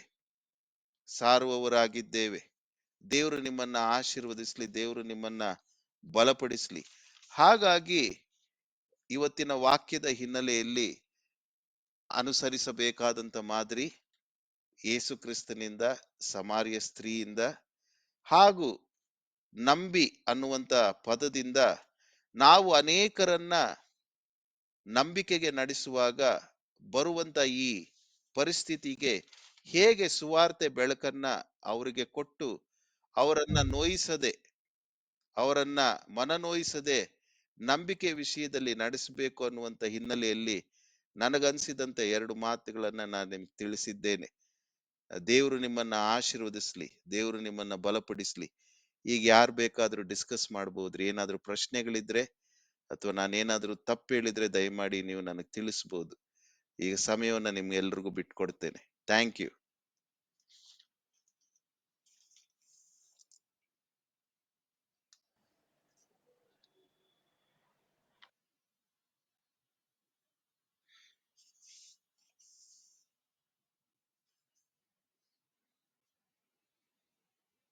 ಯಾರಿಗೇನ್ ಅರ್ಥ ಆಯ್ತು ಅಥವಾ ಯಾರಿಗೇನ್ ಅರ್ಥ ಆಗ್ಲಿಲ್ಲ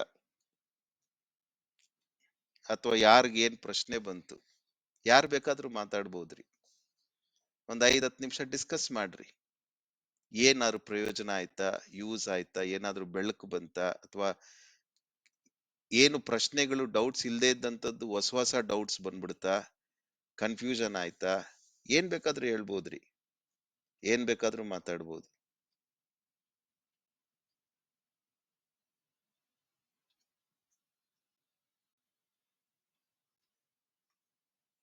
ಮಂಜು, ಶಂಕರಣ್ಣ, ಕಲಮ್ಮ, ಯಾರು ಬೇಕಾದ್ರೂ ಮಾತಾಡ್ಬೋದು. ಹರೀಶ್, ಅಣ್ಣ ನಮಸ್ಕಾರ. ನಮಸ್ತೆ ಅಮ್ಮ. ನಾನ್ ಕಲಾ ಬಾಪುಚಿನಗರ. ಉಮ್ಮ, ನನ್ಗೆ ಇವತ್ತು ಒಬ್ಬರಿಗೆ ಸುವಾರ್ತೆ ಹೇಳಿ ಆ ಸತ್ಯದ ವಾಕ್ಯವನ್ನು ಅವ್ರಿಗೆ ಹಂಚ್ತಾ ಇದ್ದೇವೆ, ಮತ್ತೆ ಅವ್ರನ್ನ ದೇವ್ರ ಬಳಿಗೆ ನಾವು ನಡೆಸ್ತಾ ಇದ್ದೇವೆ ಅಂದ್ರೆ ಅವ್ರಿಗೆ ಕೈಗೆ ಸಿಗೋ ತರ ನಾವ್ ಇದೀವಾ ಅನ್ನೋದನ್ನ ನನ್ಗೆ ಅರ್ಥ ಆಯ್ತು. ಬಟ್ ಅವ್ರು ಯಾವಾಗ್ಲೂ ನಮ್ಮನ್ನ ಫೋನಲ್ಲಿ ಮಾತಾಡಕ್ಕೂ ಸಹ ಸಮಯ ಇರಲ್ಲ, ಕೆಲವು ಸರಿ ಮಾಡ್ತಾ ಇರ್ತಾರೆ ಅವನ್ನ. ಆಗ ನಾವ್ ಅವ್ರ ಕೈಗೆ ಸಿಗೋ ತರ ಇದೀವ? ಯೇಸು ಸ್ವಾಮಿ ಹೇಗಿದ್ರು, ಹೇಗೆ ನಮ್ಮೊಟ್ಟಿಗೆ ಜೀವಿಸಿದ್ರು, ನಾವ್ ಹಾಗಾದ್ರೆ ಹೇಗ್ ನಡೀತಿದೀವಿ ಅನ್ನೋದ್ ಪ್ರಶ್ನೆ ನನ್ನೊಳಗಡೆ ಇವತ್ತು ಅದನ್ನ ಯೋಚನೆ ಮಾಡುವಂತೆ ದೇವ್ರು ನನ್ಗೆ ಆಲೋಚನೆ ಕೊಟ್ರಣ. ಥ್ಯಾಂಕ್ಸ್ ಕಲಮ್ಮ, ಥ್ಯಾಂಕ್ ಯು. ಇನ್ನು ಬೇರೆಯವರು ಒಬ್ಬರೊಬ್ಬರ ಧ್ವನಿಗೂಡಿಸ್ರಿ, ಅನೇಕರು ಪ್ರಯೋಜನ ಆಗುತ್ತೆ, ಉತ್ತೇಜನ ಆಗ್ತದೆ.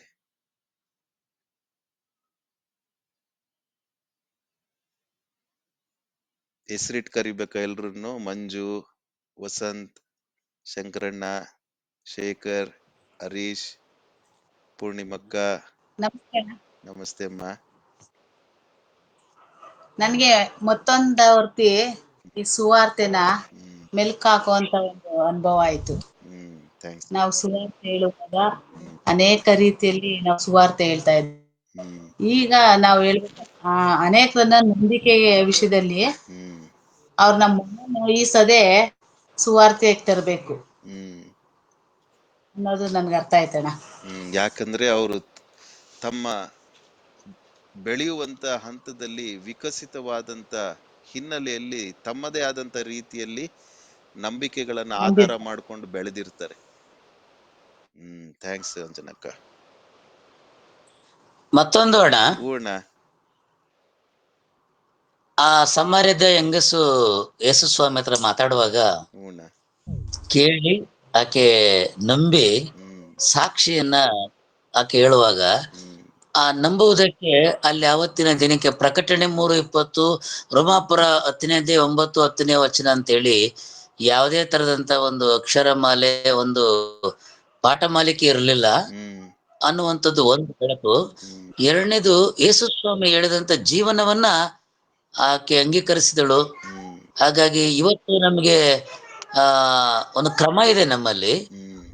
ಆ ಕ್ರಮನು ಒಂದು ವೇಳೆ ಅಕಸ್ಮಾತ್ ಕ್ರಮಕ್ಕಿಂತಲೂ ಮಿಗಿಲಾದದ್ದು ಕಾರ್ಯ ಮತ್ತು ಅಂತರಂಗದಲ್ಲಿ ಕ್ರಿಸ್ತನ ಕಡೆಗಿರುವ ನಂಬಿಕೆನೇ ಬಹಳ ವಿಶೇಷವಾದ್ದು. ಆ ನಂಬಿಕೆನ ಮನವರಿಕೆ ಮಾಡ್ಲಿಕ್ಕೆ ಯೇಸು ಸ್ವಾಮಿ ಅವರು ಕೆಲವು ಹಿನ್ನೆಲೆಗಳನ್ನ ಮಾತನಾಡಿದ್ರು ಅನ್ನೋದು ಗೊತ್ತಾಯ್ತು ಅಣ್ಣ. ಥ್ಯಾಂಕ್ಸ್ ಮುನ್ಲಕ್ಷ್ಮಣ್ಣ. ಇನ್ನು ಬೇರೆಯವ್ರು ಯಾರಾದ್ರೂ ಧ್ವನಿ ಸೇರಿಸ್ಲಿಕ್ಕೆ ಆಶೆನಾ? ಮಂಜು, ನಾನು ಮಾತಾಡ್ತೀನಿ. ಶಂಕರಣ್ಣ. ನನಗೆ ನೀವು ಇವತ್ತು ಮಾತನಾಡಿದ ವಿಚಾರದಲ್ಲಿ ನನ್ನನ್ನ ರೂಪಿಸಿದವನು ನಿರ್ಮಾಣಿಸಿದವನು ದೇವರು. ಆದ್ರೆ ನಾನು ಈ ಲೋಕದಲ್ಲಿ ಅವರು ನನ್ನ ಬಳಿಗೆ ಬರ್ಬೇಕಾದ್ರೆ ಪಾಪ ಮಾಡಿದಂತ ನನ್ನಂತ ವ್ಯಕ್ತಿ ಹತ್ರ ಪಾಪ ಮಾಡದವನೇ ಬರ್ಬೇಕಾಯ್ತು. ಹಾಗಾಗಿ ಆ ಪರಿಶುದ್ಧತೆ ಜೀವನ ನಾನು ಅದರಿಂದ ನನ್ಗೇನ್ ಅನ್ವಯ ಆಯ್ತು ಅಂದ್ರೆ, ನಾನು ಇನ್ನೊಬ್ರ ಹತ್ರ ವಾಕ್ಯ ಹೇಳುವಂತ ನಾನಾಗ್ಲಿ ಮತ್ತೆ ಸುವಾರ್ತೆ ಸಾರುವಂತ ಪ್ರತಿಯೊಬ್ಬ ಆತ್ಮಿಕ ಮನುಷ್ಯನಲ್ಲಿ ಸಾಧ್ಯವಾದಷ್ಟು ಎಲ್ಲ ಪಾಪಗಳನ್ನ ಅವರು ಬಿಡಬೇಕು, ನಾನು ಬಿಡಬೇಕು, ತ್ಯಜಿಸ್ಬೇಕು. ಪಾಪ ರಹಿತವಾಗಿ ಜೀವಿಸಿ ಇನ್ನೊಬ್ಬರಿಗೆ ನಾನು ವಾಕ್ಯ ಸಾರುವುದಾದ್ರೆ ಇದು ಖಂಡಿತ ಅವರ ಆತ್ಮಿಕತಕ್ಕೆ ಮತ್ತೆ ನಾನು ಸಾರುವ ಸುವಾರ್ತೆಗೆ ಅದೊಂದು ದೇವರು ಸಹಾಯ ಮಾಡ್ತಾರೆ. ಮತ್ತೆ ಪರಿಶುದ್ಧಾತ್ಮ ಪವಿತ್ರಾತ್ಮ ನಮ್ ಜೊತೆಲಿ ಇದ್ದು ಕೆಲಸ ಮಾಡ್ತಾರೆ. ಹಾಗಾಗಿ ಈ ಸುವಾರ್ತೆ ಯಾಕೆ ಜಾಸ್ತಿ ನಾವ್ ಹೇಳಕ್ ಇಲ್ಲ, ಆತ್ಮಗಳನ್ನ ನಾವು ಸಂಪಾದನೆ ಮಾಡಕ್ ಆಗ್ತಾ ಇಲ್ಲ ಅಂದ್ರೆ ಎಲ್ಲೋ ನಾನು ಅನ್ಕೊಳ್ಬೇಕು, ಇನ್ನೂ ಪಾಪದಲ್ಲಿ ಯಾವುದೋ ಲೌಕಿಕವಾದ ಬದುಕಿನಲ್ಲಿ ನಾನು ಇನ್ನೂ ಇರ್ದೀನಿ ಅಂತ. ಹಾಗಾಗಿ ಅದಕ್ಕೋಸ್ಕರ ನನಗೋಸ್ಕರ ಪ್ರಾರ್ಥನೆ ಮಾಡಿ ಅಣ್ಣವ್ರೆ. ಆಯ್ತು ಶಂಕರಣ್ಣ, ಥ್ಯಾಂಕ್ ಯು. ಇನ್ನು ಬೇರೆಯವರು ಯಾರಾದ್ರೂ ಸುಮ್ನೆ ಮಾತಾಡ್ರಿ. ಮಾತಾಡಿದಷ್ಟು ಅನೇಕರಿಗೆ ಬೆಳಕು ಬರ್ತದೆ. ನಮ್ಗೆ ಮಾತಾಡ್ತಾ ಬೆಳಕು ಬರ್ತದೆ. ಇನ್ನಷ್ಟು ನಾವು ಶ್ರುತಿ ಹೊಂದ್ತೇವೆ ನಮ್ಮ ನಂಬಿಕೆಯಲ್ಲಿ. ಸರಿ ತಪ್ಪು ಅನ್ನುವಂಥದ್ದು, ಪ್ರಶಂಸೆಗೆ ಅನ್ನುವಂಥದ್ದು ಹಿನ್ನೆಲೆ ಇಲ್ಲದೆ ಜಸ್ಟ್ ಕೀಪ್ ಆನ್ ಟಾಕಿಂಗ್, ಮಾತಾಡ್ತಾ ಹೋದ್ರೆ ಎಷ್ಟೋ ಬೆಳಕು ಬರ್ತದೆ. ಮಂಜು, ಶೇಖರ್, ವಸಂತ್, ಹರೀಶ್ ಏನ್ ಅನ್ಸ್ತು? ಅರಸನಹಳ್ಳಿ ಹರೀಶ್. ಅಣ್ಣ, ನನಗೆ ಸುಮಾರು ಆಯ್ತು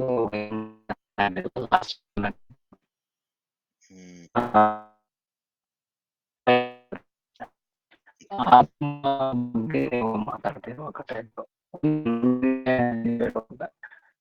ಪಾಪ ಶರೀರದಲ್ಲಿ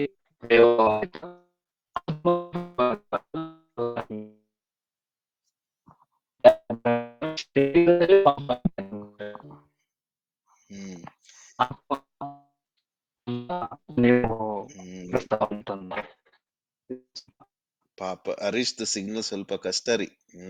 ಪಾಪ ಕಷ್ಟ. ಥ್ಯಾಂಕ್ಸ್ ಹರೀಶ್. ಕೇಳಿಸ್ತಾ ಇಲ್ಲ ಆದ್ರೆ ದೇವ್ರು ನಿಮ್ಮನ್ನ ಆಶೀರ್ವದಿಸ್ಲಿ.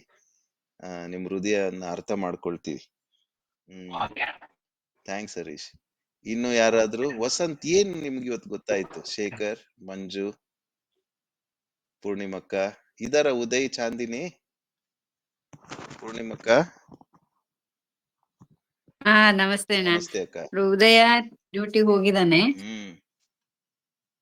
ಚಾಂದಿನಿ ಇದ್ದಾಳೆ, ಸ್ನಾನಕ್ ಹೋಗಿದ್ಲು. ಓಕೆ. ಹಾಗಾಗಿ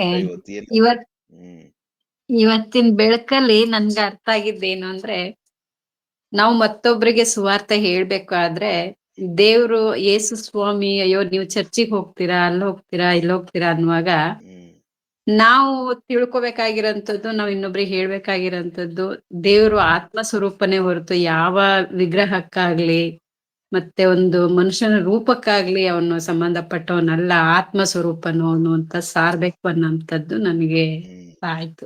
ಥ್ಯಾಂಕ್ಸ್ ಪೂರ್ಣಿಮಕ್ಕ, ಥ್ಯಾಂಕ್ ಯು. ಪ್ರಭಾಕರಣ್ಣ, ಏನಾದರೂ ತಿಳಿಸ್ಬೇಕು ಅಂತ ಆಶೆನಾ? ಆನಂದಣ್ಣ, ಅನೇಕರಿಗೆ ಉತ್ತೇಜನ ಆಗ್ತದೆ, ಪ್ರಯೋಜನ ಆಗ್ತದೆ, ಏನಾದ್ರೂ ತಿಳಿಸ್ರಿ.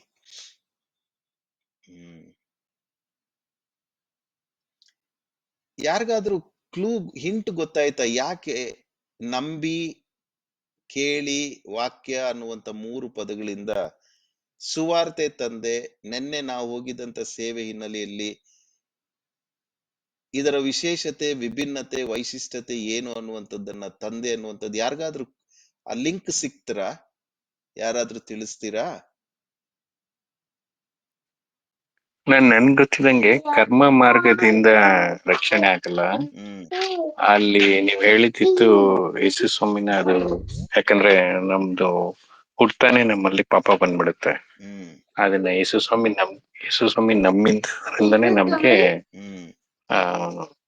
ನೆಕ್ಸ್ಟ್ ಸ್ವರ್ಗ ಸಿಗೋದು ಅನ್ನೋದು. ಇವಾಗ ಅವ್ರ ನೀವು ಕ್ವಶನ್ ಕೇಳಿದಾಗ ವೈಶಿಷ್ಟ್ಯತೆ ಏನು ಬೇರೆದು ಅದಕ್ಕೆ ಅಂದ್ರೆ ಇಲ್ಲ ಅವ್ರವ್ರದೇ ಮಾರ್ಗ ಉಟ್ಕೊಳ್ತಾರೆ. ಅದ್ರಿಂದ ಯಾವ್ದ್ರಿಂದ ನಮ್ಗೆ ಮುಕ್ತಿ ಸಿಗಲ್ಲ, ಸಿಗೋದು ಯೇಸು ಸ್ವಾಮಿ ಮುಖಾಂತರನೇ. ಆ ಹಿನ್ನೆಲೆಯಲ್ಲಿ ನಮ್ಗೆ ಸ್ವಲ್ಪ ಗೊತ್ತಾಯ್ತು. ಥ್ಯಾಂಕ್ಸ್ ಶೇಖರ್. ವಸಂತ್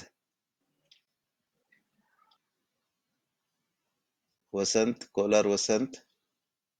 ಅಣ್ಣ ನೆಟ್ವರ್ಕ್ ಸ್ವಲ್ಪ ಇಶ್ಯೂ ಇದೆ ಅಣ್ಣ, ಇಲ್ಲೇ ಇದು ಪ್ರಾಬ್ಲಮ್ ಆಗ್ತಾ ಇದೆ. ಓಕೆ. ಅಮ್ಮ ಸಂಗೀತಮ್ಮ ಏನಾರು ಹೇಳಲಿಕ್ಕೆ ಆಶೆನಾ ಅಮ್ಮ? ಅಂಕಲ್ ಏನಾದ್ರು ತಿಳಿಸ್ಲಿಕ್ಕೆ ಆಶೆ ಇದೆಯಮ್ಮ? ಅಂಕಲ್ ನಂಗೆ ಇವತ್ತು ನೀವ್ ಹೇಳಿದಾಗ ಅರ್ಥ ಆಗಿದ್ದು, ಮನುಷ್ಯನು ಪಾಪ ಬಂಧನದಲ್ಲಿ ಇರೋದಕ್ಕಂತಾನೆ ಸೃಷ್ಟಿ ಆಗಿಲ್ಲ. ದೇವರಾಗಿ ದೇವ್ರು ಉಂಟು ಮಾಡಿರೋದ್ರಿಂದ ಅವನು ಪರಿಶುದ್ಧನಾಗಿರ್ಬೇಕು ಅಂತಾನೆ ಉಂಟಾಗಿದ್ದು. ಬಟ್ ಸ್ವಬುದ್ಧಿಯಿಂದ ಕೆಟ್ಟ ಮಾರ್ಗಗಳನ್ನು ಹಿಡ್ದಿರೋದ್ರಿಂದ ಅವನ್ ದೇವ್ರಿಂದ ದೂರ ಆಗಿದ್ದ ಅನ್ನೋದು ನನ್ಗೆ ಅರ್ಥ ಆಯ್ತು ಅಂಕಲ್. ಓಕೆ ಅಮ್ಮ. ಕೇಳಿಸ್ಕೊಳ್ಳುವಾಗ ಏನಾದ್ರು ಬೇಜಾರಾಯ್ತಮ್ಮ? ನೋವಾಯ್ತಾ? ಏನಾದ್ರು ತಪ್ಪು ಹೇಳಿದ್ನಾ? ಇಲ್ಲ ಇಲ್ಲ ಅಂಕಲ್, ಏನು ಬೇಜಾರಾಗಿಲ್ಲ. ಓಕೆ ಅಮ್ಮ, thank you. Thank you. Thanks ಅಮ್ಮ. ಆನಂದಣ್ಣ ಏನಾರು ಆಶೆ ಇದೆಯಾ? ನೀವು ಚಂದ ಮಾತಾಡ್ತೀರಾ ಕನ್ನಡ. ಇಲ್ಲ ಇಲ್ಲ ಇಲ್ಲ, ನನ್ಗೆ ತುಂಬಾ ಸಂತೋಷ ಆಯ್ತು. ಈಗ ತಾನೇ ಸಹೋದರಿ ಹೇಳಿದಾಗೆ ದೇವರ ಸಂಕಲ್ಪ, ದೇವರ ಆಶೆ ಸ್ವತಂತ್ರವಾಗಿರ್ಬೇಕು. ನೀವು ಹೇಳಿದ ಹಾಗೆ ಆ ಒಂದು ಪಕ್ಷಿ ಪಂಜರದಲ್ಲಿ ಇರುವುದು ದೇವ್ರಿಗೆ ಇಷ್ಟ ಇಲ್ಲ. ಆ ಪಕ್ಷಿ ಸ್ವತಂತ್ರವಾಗಿ ಹಾರಾಡ್ಬೇಕು. ಹಾಗೆ ಮನುಷ್ಯನು ಸಹ ಸ್ವತಂತ್ರವಾಗಿರ್ಬೇಕೆಂಬುದು ದೇವರ ಆಶೆ. ಆದ್ರೆ ಪಾಪ ಮಾಡಿ ಅದನ್ನು ಪಂಜರದಲ್ಲಿ ಸಿಕ್ಕಾಕೊಂಡ್ಬಿಟ್ಟಿದ್ದಾನೆ, ಒದ್ದಾಡ್ತಾ ಇದ್ದಾನೆ. ದೇವರು ಆ ಪಂಜರದಿಂದ ಆತನ ಬಿಡಿಸ್ಬೇಕನ್ನುವಂಥದ್ದು ಆಶೆ. ಸ್ವತಂತ್ರನಾಗಿರ್ಬೇಕು. ಈ ಕೆಲವೊಂದು ಪ್ರಾಣಿಗಳು ಉಂಟು ಮಾಡಿದ್ದು ಮೀನಿನ ವಿಷಯ ಹೇಳಿದ್ರೆ ಅದು ನೀರಲ್ಲೇ ಇರಬೇಕು ವಿನಃ ಹೊರಗಡೆ ಇರಬಾರದು. ಹಾಗೆ ಮನುಷ್ಯನ ಉಂಟು ಮಾಡಿದ್ದು ಪಾಪದಲ್ಲಿ ಇರಬಾರದು. ಅವನು ಪಾಪದಿಂದ ಪ್ರತ್ಯೇಕವಾಗಿರ್ಬೇಕು ಅನ್ನುವಂಥದ್ದು ದೇವರ ಹೃದಯದ ಆಶೆ ನನಗಿವತ್ತು ಅರ್ಥ ಆಯ್ತು. ಅದ ಕಾರಣ ಪಂಜರದಲ್ಲಿ ಇರುವುದಾದರೆ ನಾನು ಪರೀಕ್ಷೆ ಮಾಡ್ಕೊಬೇಕು. ಯಾವ ಯಾವ ವಿಷಯಗಳಲ್ಲಿ ಯಾವ್ಯಾವ ವಿಷಯಗಳು ನನ್ನ ಪಂಜರದ ಹಾಗೆ ಬಂಧನದಲ್ಲಿ ಇಟ್ಟಿದೆ ಅಂತ. ಇದರಿಂದ ದೇವರಿಗೆ ಆ ಒಂದು ಸಂತೋಷ ಇಲ್ಲ. ಇವತ್ತು ನನ್ನನ್ನು ಪರೀಕ್ಷೆ ಮಾಡ್ಕೊಬೇಕು. ಅದಕ್ಕೆ ಯೇಸು ಕ್ರಿಸ್ತನು ಈ ಲೋಕಕ್ಕೆ ಮನುಷ್ಯನಾಗಿ ಬಂದ ಉದ್ದೇಶ ನನ್ನನ್ನ ಸ್ವತಂತ್ರನಾಗಿ ಮಾಡಬೇಕು, ಬಿಡಿಸ್ಬೇಕು. ಹೇಗೆ ಊರಿಗೆ ಒಂದು ಕೋಣದ ಬಲಿ ಎಷ್ಟು ಅಗತ್ಯತೆ ಇದೆಯಲ್ಲಪ್ಪ ಆ ಊರಿನ ಒಂದು ಶುದ್ಧೀಕರಣಕ್ಕೆ, ಹಾಗೆ ಲೋಕಕ್ಕೆ ಒಂದು ಪ್ರಾಣದ ಅವಶ್ಯಕತೆ ಇತ್ತು. ಅದು ಯೇಸು ಕ್ರಿಸ್ತನೇ ಎಂಬುದು ನನಗೆ ಸ್ಪಷ್ಟವಾಗಿ ಮನವರಿಕೆ ಆಯಿತು. ಮತ್ತು ಕೆಲವು ವಿಷಯಗಳು ಸುವಾರ್ತೆನ ಹೇಗೆ ಇನ್ನು ಸರಳವಾಗಿ ವಿಶೇಷತೆಯಿಂದ ತಿಳಿಸ್ಬೋದು ಅನ್ನೋದು ಸಹ ಕೆಲವೊಂದು ಪದಗಳು ಇಷ್ಟ ಆಯ್ತಣ್ಣ. ಥ್ಯಾಂಕ್ಸ್ ಆನಂದಣ್ಣ, ಸಂತೋಷ ಆಯ್ತು. Thank you. God bless you. Thank you. ಪ್ರಭಾಕರಣ್ಣ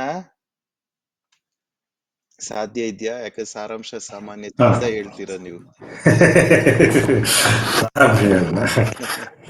ಅನ್ವಯ ಅಥವಾ ನಿಮ್ಮ ತಿಳುವಳಿಕೆ ನಮ್ಗೆ ಇನ್ನಷ್ಟು ಪ್ರಯೋಜನಕ್ಕೆ. ಓಕೆ, ಇವತ್ತಿನ ಒಂದು ಅನ್ವಯ ನೀವು ಫಸ್ಟ್ಗೆ ಹೇಳ್ದಂಗೆ ಅವೈಲೇಬಲ್ ಆಗಿರ್ಬೇಕು, ವಾಕ್ಯವನ್ನ ಸಾರುವಂಥದ್ದು, ಮತ್ತೆ ಕೇಳಿದ ವಾಕ್ಯವನ್ನು ನಂಬುತ್ತಿದ್ರು ಅಂತಕ್ಕಂಥದ್ದನ್ನ ಫಸ್ಟ್ಗೆ ಸಮಾಜದ ಹೆಂಗಸಿನ ವಿಚಾರನ ಹೇಳಿದಾಗ ಅದನ್ನ ಅನುಸರಿಸಬೇಕಾದಂತ ಮಾದರಿ ಅಂತಕ್ಕಂಥದ್ದನ್ನ ತೆಗೆದುಕೊಂಡ್ರಿ.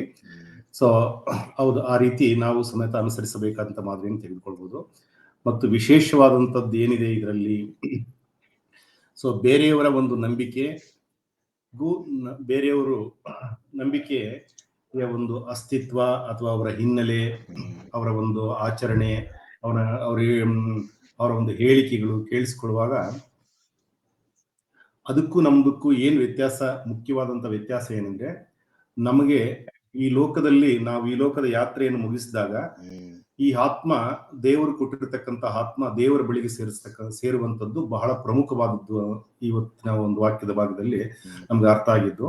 ಸೊ ದೇವರ ಬಳಿಗೆ ಆತ್ಮ ಸೇರುವಂತದ್ದೇ ವಿಶೇಷವಾದಂಥದ್ದು. ಇನ್ನು ಈ ಲೋಕದಲ್ಲಿ ಇರ್ತಕ್ಕಂಥದ್ದು ಯಾವುದು ಸಮೇತ ನಾವು ಯಾವ ಧರ್ಮದಲ್ಲಾದ್ರೂ ಹುಟ್ಟಿರ್ಲಿ, ಯಾವ ಜಾತಿಯಲ್ಲಾದ್ರೂ ಇರ್ಲಿ, ಯಾವ ಆಚರಣೆಗಳಾದ್ರೂ ಮಾಡ್ಲಿ, ಅದೆಲ್ಲದೂ ಸಮೇತ ಏನ್ ಇಂಪಾರ್ಟೆಂಟ್ ಅಲ್ಲ. ಅವೆಲ್ಲದಕ್ಕಿಂತ ನಮ್ಮಲ್ಲಿ ವಿಶೇಷವಾಗಿರ್ತಕ್ಕಂಥದ್ದು ಆತ್ಮ ರಕ್ಷಣೆ ಮಾಡುವಂಥದ್ದು.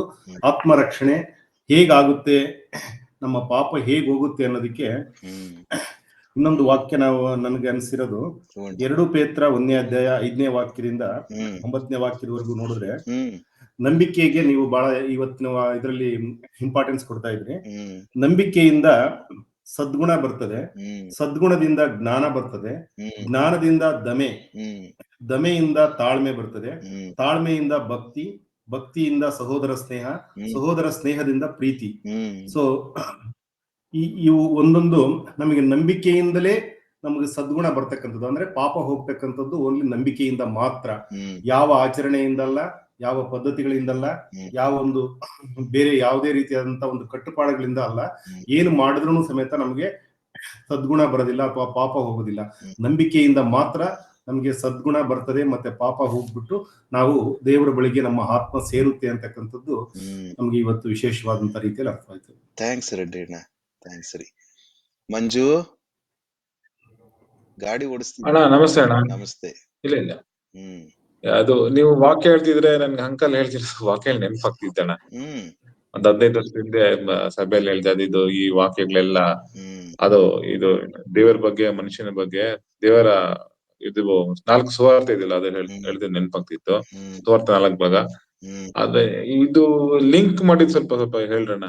ಅದೇ ಈ ಯೋಹಾನ 4ನೇ ಅಧ್ಯಾಯ ಮತ್ತೆ ಇಷ್ಟು ಇದಕ್ಕೆ ಅದು ಸ್ವಲ್ಪ ಗೊತ್ತಾಗ್ತಿಲ್ಲ. ಪದ ನಂಬಿ ಎಂಬುದಾಗಿ ತಗೊಂಡ್ವಿ. 42ನೇ ವಚನ, ಆತನ ವಾಕ್ಯವನ್ನ ಕೇಳಿ ನಂಬಿ. ಹಾಗಾದ್ರೆ ಅಲ್ಲಿ ಅವ್ರು ನಂಬಿದರು. ಅಲ್ಲಿನ ಸಮಾರ್ಯ ಜನರು ಯೇಸು ಕ್ರಿಸ್ತನ ವಾಕ್ಯವನ್ನ ಹೇಳುವಾಗ, ಅವ್ರು ಕೇಳಿಸಿಕೊಳ್ಳುವಾಗ ಅದನ್ನು ನಂಬಿದರು.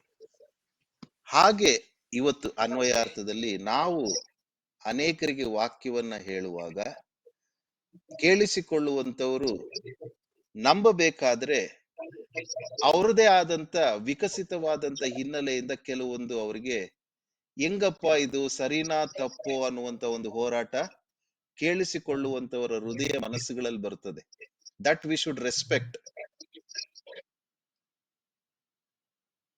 ಆ ರೀತಿ ಅವ್ರು ನಂಬುವಂತೆ ಅವ್ರಿಗಿರ್ತಕ್ಕಂಥ ಹೋರಾಟವನ್ನ ನಾವು ಸೂಕ್ಷ್ಮವಾಗಿ ಗ್ರಹಿಸಿಕೊಂಡು ಅದನ್ನ ಸಕಾರಾತ್ಮಕವಾದಂತ ರೀತಿಯಲ್ಲಿ ನಾವು ಈ ಸುವಾರ್ತೆಯಲ್ಲಿ ಇರ್ತಕ್ಕಂಥ ವೈಶಿಷ್ಟ್ಯತೆಯನ್ನೇ ನಾವು ಎತ್ತಿ ಹಿಡಿದು ಅವರಿಗೆ ವಿವರಿಸುವಾಗ, ಆತ್ಮದ ಹಿನ್ನೆಲೆಯಲ್ಲಿ ವಿವರಿಸುವಾಗ ಅವರಿಗೆ ನಂಬಿಕೆ ಹುಟ್ಟುತ್ತದೆ. ಇಲ್ಲದೆ ಇದ್ರೆ ನಾವು ಕೇಳಿಸಿಕೊಳ್ಳುವಂತವರ ಮನಸ್ಸನ್ನ ಏನ್ ಮಾಡ್ತೀವಿ, ನಾವು ದುಃಖ ಪಡಿಸಬಹುದು ಅಥವಾ ನೋವು ಪಡಿಸಬಹುದು. So that is the connection. ಅಲ್ಲಿ ಯೇಸು ಕ್ರಿಸ್ತನು ವಾಕ್ಯವನ್ನ ಹೇಳುವಾಗ ಕೇಳಿಸಿಕೊಳ್ಳುವಂತವರಿಗೆ ಬಹಳ it was very easy for them, because Jesus Christ was a Jew, Samaritans were also a Jew. Yesu ಕ್ರಿಸ್ತನು ಯಹೂದಿಯಾಗಿದ್ದ, ಸಮಾರ್ಯದವರು ಯಹೂದಿಗಳಾಗಿದ್ರು. ಹಾಗಾಗಿ ಅವ್ರು ಯೇಸು ಕ್ರಿಸ್ತನು ಶಾಸ್ತ್ರಾಧಾರಗಳಿಂದ ಹೇಳ್ತಾ ಇರ್ತಕ್ಕಂಥವನೇ ಮೆಸ್ಸಿಯನು, ಹೇಳ್ತಾ ಇರ್ತಕ್ಕಂಥವನೇ ಕ್ರಿಸ್ತನು ಅನ್ನುವಂಥದ್ದು ಅವ್ರಿಗೆ ಬಹಳ ಬೇಗ ಅರ್ಥ ಆಗ್ಬಿಡುತ್ತೆ. ಉದಾಹರಣೆಗೆ, ಕ್ರೈಸ್ತರಿಗೆ ರಕ್ಷಣೆಯ ಸುವಾರ್ತೆಯನ್ನ ಒಂದು ಮುಖದಲ್ಲಿ ಹೇಳುವಂಥದ್ದು ಬಹಳ ಕಷ್ಟ, ಆದ್ರೆ ಇನ್ನೊಂದು ಮುಖದಲ್ಲಿ ಬಹಳ ಈಸಿ. ಯಾಕಂದ್ರೆ ಅವ್ರದ್ದು ವಿಕಸಿತವಾದಂತ ಹಿನ್ನೆಲೆನೆ ಆಲ್ಮೋಸ್ಟ್ ಕ್ಲಿಯರ್ ಇರ್ತದೆ. ಯಾಕಂದ್ರೆ ಅವ್ರ ಪುನರ್ಜನ್ಮ ನಂಬಲ್ಲ, ನಂಬಿಕೆನೇ ಇಲ್ಲ. ಅವರು ಕರ್ಮ ಮಾರ್ಗಗಳಿಂದ ನಾನು ಪರಲೋಕಕ್ಕೆ ಹೋಗ್ತೀನಿ ಅನ್ನುವಂಥದ್ದು ಅವ್ರಿಗೆ ನಂಬೋದು ಇಲ್ಲ. ಅವ್ರಿಗೆ ಒಂದೇ ಒಂದು ಹೋರಾಟ ಏನಂದ್ರೆ, ನೀವು ಕ್ರೈಸ್ತನಾಗಿದ್ರು ಕೂಡ ನೀವು ನಿಮ್ಮ ಆತ್ಮಕ್ಕೆ ಅಂಟಿಕೊಂಡಿರ್ತಕ್ಕಂಥ ಪಾಪವನ್ನ ಹೋಗ್ಲಾಡ್ಸ್ಕೊಳ್ಬೇಕಾದ್ರೆ ಯೇಸು ಕ್ರಿಸ್ತನನ್ನ ಸ್ವೀಕರಿಸಬೇಕು ಅನ್ನುವಂಥದ್ದು ಒಂದೇ ಹೋರಾಟ ಇರ್ತದೆ ಅಷ್ಟೇ. ಅದು ಕ್ಲಿಯರ್ ಆಗೋದ್ರೆ ಇಮಿಡಿಯೇಟ್ ಅವ್ರ ರಕ್ಷಣೆ ನಂಬಿಡ್ತಾರೆ.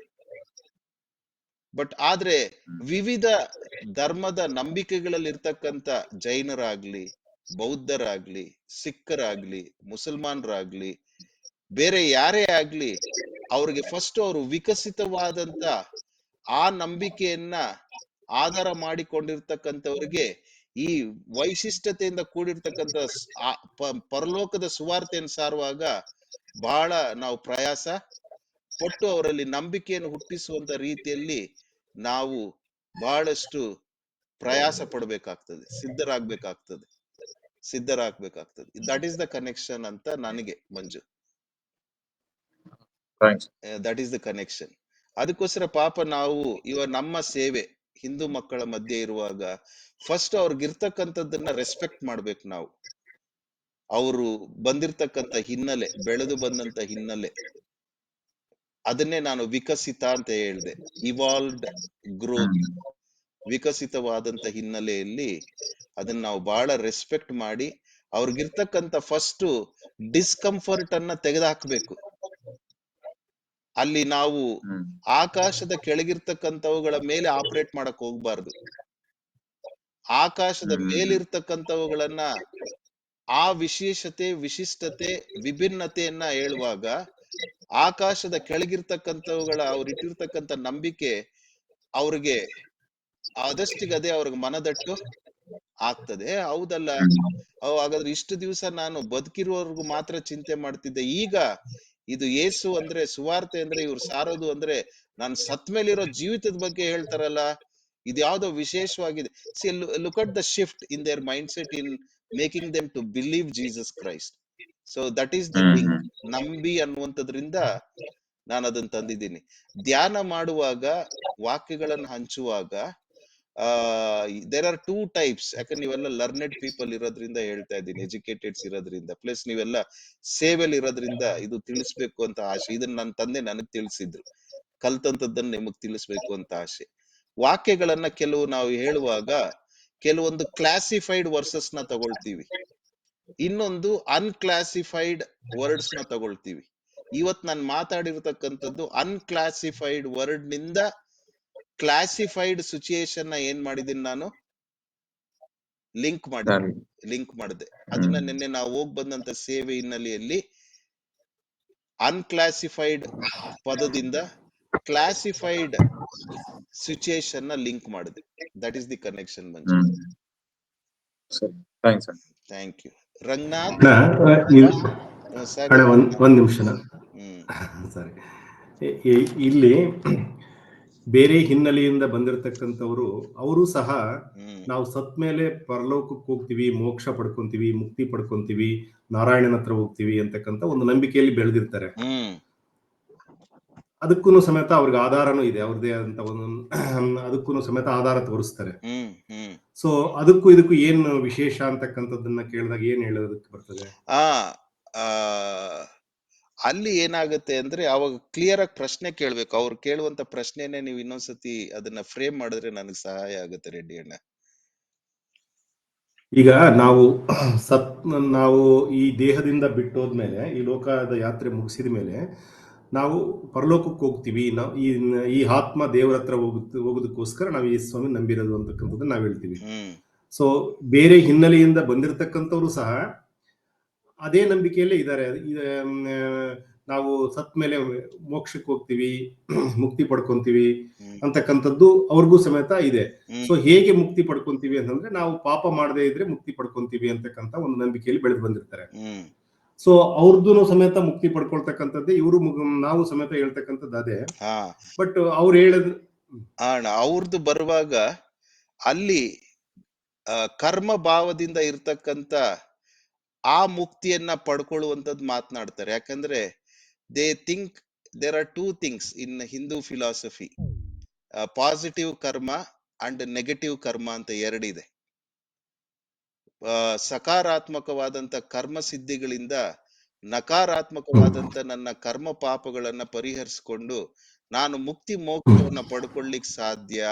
And that they believe through rebirth, ಪುನರ್ಜನ್ಮದಿಂದ ನಂಬ್ತಾರೆ. ಸೊ ಇಲ್ಲಿ ನಾವು ಮಾತನಾಡ್ತಾ ಇರ್ತಕ್ಕಂಥದ್ದು ಅವರು ಶರೀರ ಭಾವಕ್ಕೆ ಅಂಟಿಕೊಂಡಿರ್ತಕ್ಕಂಥ ಪಾಪ ವಿಶುದ್ಧಿಯನ್ನ ಯೋಚನೆ ಮಾಡಿ ಅದನ್ನ ಸಿದ್ಧಿಗೆ ತಂದುಕೊಳ್ಳುವುದಕ್ಕೆ ಪ್ರಯತ್ನಿಸ್ತಾರೆ. ಇಲ್ಲಿ ಆತ್ಮ ಸ್ವರೂಪನಾಗಿರ್ತಕ್ಕಂಥ ದೇವರನ್ನ ನಾವು ಧ್ಯಾನ ಮಾಡ್ತಾ ಇರ್ತಕ್ಕಂಥದ್ದು, ಅದು ಏನೋ ಪದ ಹೊರಟೋಯ್ತು ನನಗೆ. ಆತ್ಮಕ್ಕೆ ಅಂಟಿಕೊಂಡಿರ್ತಕ್ಕಂಥ ಪಾಪವನ್ನೇ ನಾನು ಶುದ್ಧಿ ಮಾಡಿಕೊಳ್ಳುವಂಥದ್ದನ್ನ ನಾವು ಯೋಚನೆ ಮಾಡ್ತೀವಿ. ಪ್ಲಸ್ ನಮ್ಮಲ್ಲಿ ಒಂದೇ ಸಾರಿ ಜನನ, ಒಂದೇ ಸಾರಿ ಮರಣ, ಆಮೇಲೆ ನ್ಯಾಯ ತೀರ್ಪು. ಇಬ್ರಿಯ 9ನೇ ಅಧ್ಯಾಯ 27ನೇ ವಚನ. ಅವರು ಮುಕ್ತಿ ಮೋಕ್ಷ, ದೇ ಬಿಲೀವ್ ಥ್ರೂ ರೀಬರ್ತ್. ನಮ್ದು ದೇರ್ ಇಸ್ ನೋ ರೀಬರ್ತ್. ಆತ್ಮ ಕಂಟಿಕೊಂಡಿರ್ತಕ್ಕಂಥ ಪಾಪ. ಇಬ್ರಿಯ 9ನೇ ಅಧ್ಯಾಯ 27ನೇ ವಚನ ಅಥವಾ 6ನೇ ವಚನದಿಂದ. ಹಾಗೆ ಸಮರ್ಪಿಸಬೇಕಾಗಿದ್ದ ಪಕ್ಷದಲ್ಲಿ ಆತನು ಲೋಕಾದಿಯಿಂದ ಎಷ್ಟೋ ಸಾರಿ ಬಾಧೆಪಟ್ಟು ಸಾಯಬೇಕಾಗಿತ್ತು. ಆದರೆ ಒಂದೇ ಸಾರಿ ಯುಗಗಳ ಸಮಾಪ್ತಿಯಲ್ಲಿ ಆತನು ಪಾಪ ನಿವಾರಣೆ ಮಾಡಬೇಕೆಂಬ ಉದ್ದೇಶದಿಂದ ತನ್ನನ್ನು ಯಜ್ಞ ಮಾಡಿಕೊಳ್ಳುವವನಾಗಿ ಪ್ರತ್ಯಕ್ಷನಾದನು. ಒಂದೇ ಸಾರಿ ಸಾಯುವುದು, ಆಮೇಲೆ ನ್ಯಾಯ ತೀರ್ಪು ಮನುಷ್ಯರಿಗೆ ಹೇಗೆ ನೇಮಕವಾಗಿದೆಯೋ ಹಾಗಾದ್ರೆ. ಸೊ ಅಲ್ಲಿ ಅವ್ರ faith, they believe in rebirth. ಕರ್ಮ ಶುದ್ಧಿ ಮಾಡ್ಕೊಂಡು ನಾನು ಮುಕ್ತಿಯನ್ನು ಪಡ್ಕೊಳ್ತೇನೆ ಮುಂದಿನ ಜನ್ಮದಲ್ಲಿ ಅನ್ಕೊಂಡು they keep working towards that. But ನಮ್ಮ ನಂಬಿಕೆ ಆತ್ಮಕ್ಕೆ ಅಂಟಿಕೊಂಡಿರ್ತಕ್ಕಂಥ ಪಾಪವನ್ನ ಶುದ್ಧಿ ಮಾಡಿಕೊಳ್ಳುವುದು ಹೇಗೆ, ಅದರಿಂದ ಮುಕ್ತಿ ಪಡ್ಕೊಳ್ಳುವುದು ಹೇಗೆ, ಅದು ಕೇವಲ ನಂಬಿಕೆಯಿಂದಲೇ ಮಾತ್ರ, ಕರ್ಮ ಮಾರ್ಗಗಳಿಂದ ಅಲ್ಲ ಅನ್ನುವಂಥದ್ದು ಇದು ನಮ್ಮ ಒಂದು ವಿಶಿಷ್ಟತೆಯ ಸತ್ಯ. ಇದಕ್ಕೆ ಯಾರಾದ್ರೂ ಮುನ್ಲಕ್ಷ್ಮಣ್ಣ ಆಗ್ಲಿ, ನೀವೇ ಆಗ್ಲಿ, ರೆಡ್ಡಿ ಅಣ್ಣ ಅಥವಾ ಆನಂದಣ್ಣ, ಬೇರೆಯವ್ರು ಯಾರಾದ್ರೂ ಕೂಡಿಸ್ಬೋದು, ಸೇರಿಸ್ಬೋದು, ಸರಿಪಡಿಸ್ಬೋದು. ನಿಮ್ಮ ನಂಬಿಕೆ ಒಂದು, ಅವ್ರ ನಂಬಿಕೆ ಒಂದು. ಬಟ್ ಅದನ್ನ ನಾವು ಅವ್ರಿಗೆ ಅರ್ಥ ಮಾಡಿಸೋದು ಹೇಗೆ? ಅವರು ಕರ್ಮ ಮಾರ್ಗದಿಂದ ನಮಗೆ ಮುಕ್ತಿ ಸಿಗ್ತದೆ ಅನ್ನುವಂಥದ್ದು ನಂಬಿದಾರಲ್ವಾ, ಅದು ಅಲ್ಲ, ಅದು ಸರಿಯಲ್ಲ ಅಂತಕ್ಕಂಥ ರೀತಿಯಲ್ಲಿ, ಅಥವಾ ಅವ್ರಿಗೆ ಅರ್ಥವಾಗುವಂಥದ್ದು ಹೇಗೆ ಅರ್ಥ ಮಾಡಿಸ್ಬೋದು? ಅಲ್ಲಿ ಕರ್ಮ ಮಾರ್ಗ ಅನ್ನುವಾಗ ಪ್ರತಿಯೊಬ್ಬೊಬ್ರು ಒಂದೊಂದನ್ನ ಗಟ್ಟಿಯಾಗಿ ಇಟ್ಕೊಂಡಿರ್ತಾರೆ. ಕೆಲವರು ತೀರ್ಥಯಾತ್ರೆಗಳಿಂದ ನನಗ್ ಮುಕ್ತಿ, ಕೆಲವರು ದಾನ ಧರ್ಮಗಳಿಂದ ನನಗ್ ಮುಕ್ತಿ, ಕೆಲವರು ಹೀಗೆ ಒಂದೊಂದು ಇಟ್ಕೊಂಡು ಅವ್ರ ಹತ್ರ ಸ್ಪೆಸಿಫಿಕ್ ಆಗಿ ಇಟ್ಕೊಂಡು ಕೂತ್ಕೊಂಡು ಮಾತನಾಡಿದಾಗ ಅದಕ್ಕೆ ತಕ್ಕಂತೆ ವಾಕ್ಯಗಳ ಆಧಾರ ಇದೆ.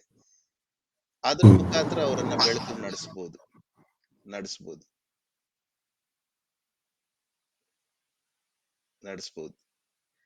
ನೆಕ್ಸ್ಟ್ ಇನ್ನೊಂದಷ್ಟು ಡೀಟೇಲ್ ಆಗಿ ಡಿಸ್ಕಸ್ ಮಾಡ್ಬೋದಣ್ಣ, ಸಪರೇಟ್ ಆಗಿ ನಾವು ಯಾವಾಗಾದ್ರು ಡಿಸ್ಕಸ್.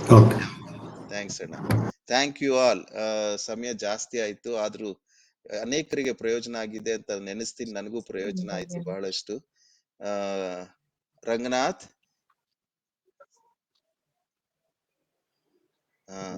ಮುನ್ಲಕ್ಷ್ಮಣ್ಣ, ಕೊನೆಯದಾಗಿ ನೀವೇನಾದ್ರು ಒಂದೆರಡು ಮಾತು ಹೇಳಿ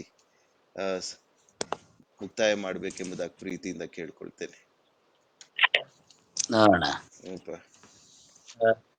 ಖಂಡಿತವಾಗಲೂ ಇವತ್ತಿಂದು ಧ್ಯಾನ ನೋಡುವಾಗ ನಂಬಿಕೆಯ ಮಾರ್ಗ, ಕರ್ಮ ಮಾರ್ಗದಿಂದ ನಾನು ಮುಕ್ತಿಯನ್ನು ಪಡ್ಕೊಳ್ತೇನೆ ಅನ್ನೋದು ಕೆಲವರಿದ್ದಾರೆ. ನಂಬಿಕೆಯ ಮಾರ್ಗದಿಂದ ಮುಕ್ತಿ ಅಂತಕ್ಕಂಥದನ್ನ ದೇವರ ವಾಕ್ಯ ಆಧಾರದಿಂದ ನಾವು ವಿಚಾರ ಮಾಡ್ತಿದ್ದೇವೆ. ಹಾಗಾಗಿ ಪ್ರತಿಯೊಬ್ಬರು ಅವರವರ ಕರ್ಮಗಳಲ್ಲಿ ಒಂದು ನಂಬಿಕೆ ಇದೆ. ಅದರಲ್ಲಿ ಆ ನಂಬಿಕೆ ಸತ್ಯ ನಂಬಿಕೆನ ಅಸತ್ಯ ನಂಬಿಕೆನ ಅಂತ ನಾವು ವಿಚಾರ ಮಾಡುವಾಗ ವಾಕ್ಯದ ಬೆಳಕಲ್ಲಿ ಆಗ ಬೆಳಕು ಬರ್ತದೆ. ಸರಳವಾಗಿ ಒಂದೇ ಸಾಲಿನಲ್ಲಿ ಕೆಲವು ಉತ್ತರಗಳನ್ನ ನಾವು ನೋಡ್ಲಿಕ್ಕೆ ಬರಲ್ಲ ಅದರಲ್ಲಿ. ಹಾಗಾಗಿ ವಿಚಾರ ಮಾಡ್ತಾ ಮಾಡ್ತಾ ಬೆಳಕು ಬರ್ತದೆ. ಹಾಗಾಗಿ ವಿಶ್ವಾಸ ಮಾರ್ಗದಿಂದ ಒಬ್ಬನು ಮುಕ್ತಿಯನ್ನ ಹೊಂದಿಕೊಂಡು ಸೃಷ್ಟಿಕರ್ತನ ಬಳಿಗೆ ಹೋಗುವುದಕ್ಕಿರುವಂತ ಮಾರ್ಗ ನಂಬಿಕೆಯ ಮಾರ್ಗ. ಕರ್ಮ ಮಾರ್ಗದಿಂದ ಎಲ್ಲಾ ಪ್ರತಿಯೊಬ್ಬ ಮನುಷ್ಯರಲ್ಲೂ ಒಂದೊಂದು ಕರ್ಮ ಇದೆ. ಆ ಕರ್ಮದ ಒಂದು ನಂಬಿಕೆ ಇದೆ. ಇದರಿಂದ ನಾನು ಆತನ ಪಾದ ಸೇರ್ತೇನೆ, ಆತನಲ್ಲಿ ನಾನು ಐಕ್ಯವಾಗ್ತೇನೆ, ಪರಮಾತ್ಮನಲ್ಲಿ ಐಕ್ಯವಾಗ್ತೇನೆ ಅನ್ನೋ ನಂಬಿಕೆ ಪ್ರತಿಯೊಬ್ಬರಲ್ಲೂ ಇದೆ.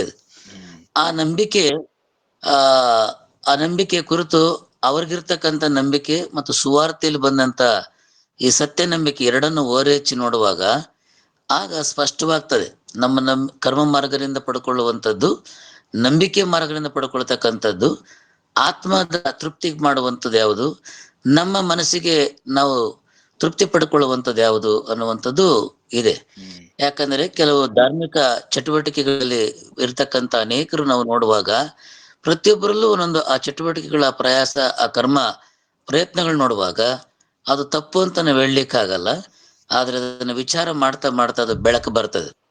ನಾವು ಸಹಿತ ಒಂದು ಕಾಲದಲ್ಲಿ ಅಪೊಸ್ತಲನ ಪೌಲನು ಹೇಳಿದ ಹಾಗೆ ತಿಳಿಯದ ದೇವರಿಗೆಂದು ಬರೆದಿತ್ತು ಎಂಬುದಾಗಿ ಅಥೇನ್ಯ ಪಟ್ಟಣದ ಜನರಿಗೆ ಮಾತನಾಡುವಾಗ, ಹಾಗಾಗಿ ಅಲ್ಲಿರ್ತಕ್ಕಂಥದ್ದು ತಿಳಿಯದ ದೇವರಿಗೆ ಅನ್ನುವಂಥದ್ದು ಪೌಲನಿಗೆ ಗೋಚರವಾಯಿತು. ಅದನ್ನ ಮಾಡ್ತಿದ್ದವರಿಗೆ ಅದನ್ನ ತಿಳ್ಕೊಂಡವ್ರು ಮಾಡ್ತಿದ್ರು ಅದನ್ನ ಅವ್ರಿಗೆ ಅದೇ ಗೊತ್ತಿರಿದ್ದವರಿಗೆ, ಅದರ ಆಚೆಗೆ ಏನಿದೆ ಅನ್ನೋದವ್ರಿಗೆ ಗೊತ್ತಿರಲಿಲ್ಲ. ಯಾವಾಗ ಈ ಸೃಷ್ಟಿಕರ್ತನನ್ನ ಕುರಿತು ಮಾತನಾಡ್ತಾ ಅವ್ರಿಗೆ ವಿಚಾರ ಮಾಡಿದ್ರು, ಅಲ್ಲಿ ಬೆಳಕು ಬಂತು ಎಫೆಸ ಪಟ್ಟಣದ ಜನರಿಗೆ. ಹಾಗೆ ಇವತ್ತಿನ ಆಧುನಿಕ ಜೀವನದಲ್ಲಿ ನಾವು ಒಂದು ಕಡೆ ವಿಜ್ಞಾನ ಇದೆ, ಒಂದು ಕಡೆ ಆಧ್ಯಾತ್ಮಿಕತೆ ಆಸಕ್ತಿಗಳು ಕಡಿಮೆ ಆಗ್ತಾ ಇದೆ. ಆದಾಗ್ಯೂ ಸುವಾರ್ತೆ ನಂಬಿರುವಂತ ನಾವುಗಳು ಈ ವಿಶ್ವಾಸವನ್ನ ಪ್ರೀತಿಪೂರ್ವಕವಾಗಿ ಬಹಳ ದೀನತೆಯಿಂದ ನಮ್ಮ ಆತ್ಮೀಯರಿಗೆ, ಸ್ನೇಹಿತರಿಗೆ ವಿಚಾರಾತ್ಮಕವಾಗಿ ಹೇಳುವಾಗ ಖಂಡಿತ ಬೆಳಕು ಬರ್ತದೆ, ದೇವರಾತ್ಮನ ಕಾರ್ಯವೂ ಸಹಿತ ಆಗ್ತದೆ ಅಂತ ಒಂದು ವಿಚಾರ, ನಂಬಿಕೆ ಅನ್ನೋದ್ರ ಕುರಿತು ಇವತ್ತು ಬಹಳಷ್ಟು ದೇವರು ನಿಮ್ಮ ಮೂಲಕವಾಗಿ ತಿಳಿಸ್ಕೊಟ್ಟಿದ್ದಾರೆ. ಖಂಡಿತವಾಗ್ಲು ನಾವು ಪ್ರಾರ್ಥನೆ ಮಾಡಿ ಇನ್ನಷ್ಟು ಆಲೋಚನೆ ದೇವರಾತ್ಮನ ಸಹಾಯ ಕೇಳ್ಕೊಳ್ಳೋಣ. ನಾವು ಪ್ರಾರ್ಥನೆ ಮಾಡೋಣ. Thank you. ಭೂ ಪರಲೋಕಗಳ ಒಡೆಯನಾದಂತ ಯೇಸು ಸ್ವಾಮಿ ಕೊಟ್ಟಂತ ಈ ಕೃಪಾ ಸಮಯಕ್ಕಾಗಿ ನಿಮಗೆ ವಂದನೆ ಸಲ್ಲಿಸ್ತೇವೆ ತಂದೆ. ಹೌದು ಕರ್ತನೆ, ನಿಮ್ಮ ಒಂದು ಆಲೋಚನೆ ಕೀರ್ತನೆಗಳ ಗ್ರಂಥ 32:8-9 ಹೇಳಿರುವ ಹಾಗೆ, ನಾನೇ ನಿಮ್ಮನ್ನು ಉಪದೇಶಿಸಿ ನಡೆಯಬೇಕಾದ ಮಾರ್ಗವನ್ನು ತಿಳಿಸುವೆನು, ಕಟಾಕ್ಷಿಸಿ ನಾನು ನಿಮಗೆ ಆಲೋಚನೆ ಹೇಳಿಕೊಡುವೆನೆಂಬುದಾಗಿ ಹೇಳಿದ ಹಾಗೆ, ಈ ದಿನ ಈ ಧ್ಯಾನ ಭಾಗದಲ್ಲಿ ಯೋಹಾನ್ ಸುವಾರ್ತೆ 4ನೇ ಅಧ್ಯಾಯದ ಬೆಳಕಲ್ಲಿ ಯೇಸು ಸ್ವಾಮಿಯವರು ಮತ್ತು ಸಮಾರ್ಯಸ್ಥರವರಿಬ್ಬರ ನಡುವಿನ ಸಂಭಾಷಣೆ ಮತ್ತು ಹೇಳಿದಂಥ ಯೇಸು ಸ್ವಾಮಿಯವರ ಹೇಳಿಕೆಗಳು, ಕೇಳಿದಂಥ ಸಮಾರ್ಯದ ಹೆಂಗಸು ಅಲ್ಲಿಂದ ತಾನು ಪರಿವರ್ತನೆ ಹೊಂದಿ ಪಾಪದ ಅರುಹನ್ನು ಹೊಂದಿಕೊಂಡು ಆ ಅರಿವಿನಿಂದ ತಾನು ಪಾಪವನ್ನು ಅರಿಕೆ ಮಾಡಿ ದೇವರ ಅನ್ಯೋನ್ಯತೆಯನ್ನು ಬಯಸಿ ಅನ್ಯೋನ್ಯತೆಯನ್ನು ಪಡ್ಕೊಂಡು ದೇವರೊಟ್ಟಿಗೆ ಸಂಬಂಧ ಪಡ್ಕೊಂಡು ಸ್ವಾಮಿ ಆತ್ಮಿಕವಾಗಿ ಆರಾಧನೆ ಮಾಡುವಂತ ಜೀವನಕ್ಕೆ ಬಂದು ಈ ಒಂದು ಸಾಕ್ಷಿಯಾಗಿ ಇನ್ನೊಬ್ಬರಿಗೆ ಇದನ್ನ ಅನುಮೋದಿಸುವಂತ ಒಂದು ಆತ್ಮಿಕ ದೃಶ್ಯವನ್ನು ಇವತ್ತು ನಮಗೆ ಪರಿಚಯ ಮಾಡಿದ್ದಕ್ಕಾಗಿ ಸ್ತೋತ್ರ ತಂದೆ. ಇದರ ಅನ್ವಯ ನಮ್ಮ ಜೀವಿತಗಳಲ್ಲಿ ಕರ್ತನೆ ವಿವಿಧವಾದ ಹಿನ್ನೆಲೆಗಳಲ್ಲಿ ನಾವು ಬಂದಿದ್ದೇವೆ. ನಮಗೂ ಈ ಸುವಾರ್ತೆ ಬೆಳಕು ಬಂದ ಮೇಲೆ ಎಷ್ಟೋ ನಮ್ಮನ್ನ ಬೆಳಕಿಗೆ ನಡೆಸ್ತಾ ಇದ್ದೀರಪ್ಪ, ಸ್ತೋತ್ರ. ನಡೆಸಿದ್ದೀರಿ, ಮುಂದೆ ನಡೆಸೋರಾಗಿದ್ದೀರಿ, ಅದಕ್ಕಾಗಿ ಸ್ತೋತ್ರ ಮಾಡ್ತೇವೆ. ವಿಶೇಷವಾಗಿ ಇವತ್ತು ಈ ಧ್ಯಾನ ಭಾಗವನ್ನ ಹಂಚಿಕೊಳ್ಳುವ ಹಾಗೆ ನಿನ್ನ ಪ್ರಿಯ ಮಗನನ್ನ ಆಶೀರ್ವದಿಸಿ ಉಪಯೋಗಿಸಿದಕ್ಕಾಗಿ ಸ್ತೋತ್ರ. ಇಷ್ಟು ಮಂದಿ ನಾವೆಲ್ಲರೂ ಕರ್ತನೆ ಒಟ್ಟಾಗಿ ನಿಮ್ಮ ಪಾದದ ಬಳಿಯಲ್ಲಿ ಕಲಿಯುವಂತ ಈ ಮನಸ್ಸು ಕೊಟ್ಟದಕ್ಕಾಗಿ ಸ್ತೋತ್ರ. ಎಲ್ಲಿ ಕಷ್ಟಪಡುವರೆ ಹೊರವತ್ತವರೆ ನೀವೆಲ್ಲರೂ ನನ್ನ ಬಳಿಗೆ ಬನ್ರಿ, ನಾನು ನಿಮಗೆ ವಿಶ್ರಾಂತಿ ಕೊಡ್ತೇನೆ, ನಾನು ಸಾತ್ವಿಕನು ದೀನ ಮನಸ್ಸುಗಳನ್ನಾಗಿರುವುದರಿಂದ ನನ್ನ ಬಳಿಗೆ ಬಂದು ಕಲಿತುಕೊಳ್ಳ್ರಿ ಎಂಬುದಾಗಿ ತಾವು ಕರೆದಿದ್ದೀರಿ ಸ್ವಾಮಿ. ಆ ಕರೆಗೆ ಹೋಗುತ್ತು ಈ ಒಂದು ಮಾಧ್ಯಮದ ಮೂಲಕವಾಗಿ ಎಲ್ಲರೂ ಕರ್ತನೆ ಕೊಡು ಕಲಿಯುವ ಕೃಪೆ ಕೊಟ್ಟದಕ್ಕಾಗಿ ಸ್ತೋತ್ರಪ್ಪ. ಕಲಿಯುವ ಜೀವನ, ಕಲಿಸುವ ಜೀವನ, ಶಿಷ್ಯ ಜೀವನ ಅನ್ನುವುದನ್ನ ಇಂಥ ಒಂದು ಸತ್ಯದ ಬೀಜಗಳನ್ನು ಬಿತ್ತನೆ ಮಾಡಿ ಸಕಲ ಕುಲ ಭಾಷೆ ಜನಾಂಗದವರಿಗೆ ನಮ್ಮೊಬ್ಬ ತಲೆವಾಗಿರೋ ಒಬ್ಬೊಬ್ಬರನ್ನು ಸಹಿತ ಕರ್ತನೆ ದಿನ ಸಾಧನಗಳನ್ನಾಗಿ ನೀವು ಬಳಸಿ ಮಹಿಮೆ ಹೊಂದಬೇಕೆಂದು ಯೇಸು ಕ್ರಿಸ್ತ ದೇವರೇ ನಿಮ್ಮ ಹೆಸರಲ್ಲಿ ಬೇಡಿಕೊಳ್ತೇನೆ ತಂದೆ. ಆಮೇನ್. ಆಮೇನ್. ಆಮೇನ್. ಮುಲ್ಲಕ್ಷ್ಮಣ್ಣ ನೀವೇ ಆಶೀರ್ವಾದ ಕೊಡ್ರಿ. ಮುಲ್ಲಕ್ಷ್ಮಣ್ಣ. ಈಗ ನಮ್ಮ ರಕ್ಷಕನಾದ ಯೇಸು ಕ್ರಿಸ್ತನ ಕೃಪೆಯು, ತಂದೆ ದೇವರ ಪ್ರೀತಿಯು, ಪರಿಶುದ್ಧಾತ್ಮನ ಅನ್ಯೋನ್ಯತೆ ಕಾರ್ಯಪ್ರೇರೇಪಣೆಯು ನಂಬಿಕೆಯ ಜೀವನದೊಂದಿಗೆ ಸದಾ ನೆಲೆಯಾಗಿರಲಿ ತಂದೆ. Amen. Amen. Thank you very much. ಇವತ್ತು ಒಂದು ಅರ್ಧ ಗಂಟೆ ಹೆಚ್ಚಿಗೆ ಆಯ್ತು, ಕ್ಷಮಿಸ್ರಿ. ದೇವ್ರು ನಿಮ್ಮೆಲ್ಲರನ್ನ ಆಶೀರ್ವದಿಸ್ಲಿ. 5 ಸೆಕೆಂಡ್ ಆನ್ ಮಾಡ್ಕೊಂಡು ವಿಡಿಯೋ ನಮಸ್ಕಾರ ನಾವೆಲ್ಲ ವಿಶ್ ಮಾಡಿ ಆಫ್ ಮಾಡ್ಕೊಳ್ಳೋಣ. ನಮಸ್ಕಾರ ಮುಲ್ಲಕ್ಷ್ಮಣ್ಣ. ಥ್ಯಾಂಕ್ಸ್ ಮುಲ್ಲಕ್ಷ್ಮಣ್ಣ. ನಮಸ್ಕಾರ. ನಮಸ್ಕಾರ ಶಂಕರ್. ನಮಸ್ಕಾರ, ಎಲ್ರಿಗೂ ನಮಸ್ಕಾರ. ಎಲ್ರಿಗೂ ನಮಸ್ತೆ. ನಿಮ್ಮ ಪೂರ್ಣಿಮಮ್ಮ, ಮಂಜು, ರೆಡ್ಡಣ್ಣ, ಸಂಗೀತಮ್ಮ, ಹರೀಶ್, ರಂಗನಾಥ್, ನಮಸ್ತೆ ಅಂಕಲ್. ನಮಸ್ತೆ. Thank you all. Thank you. Hi Sangeeta, ಚೆನ್ನಾಗಿದ್ಯಮ್ಮ? ಎಲ್ಲರಿಗೂ ನಮಸ್ತೆ. ಮುತ್ತುರಾಜ್, ನಮಸ್ತೆ. ನಮಸ್ತೆ ಅಂಕಲ್. ನಮಸ್ತೆಪ್ಪ, ಚೆನ್ನಾಗಿದ್ದೀರಾ? ಹಾ ಅಂಕಲ್. ನಿಮ್ ಮಾವನ್ ಇದಾರಪ್ಪ, ಒಂದ್ ನಮಸ್ಕಾರ ಹಾಕ್ಬಿಡ್ರಿ.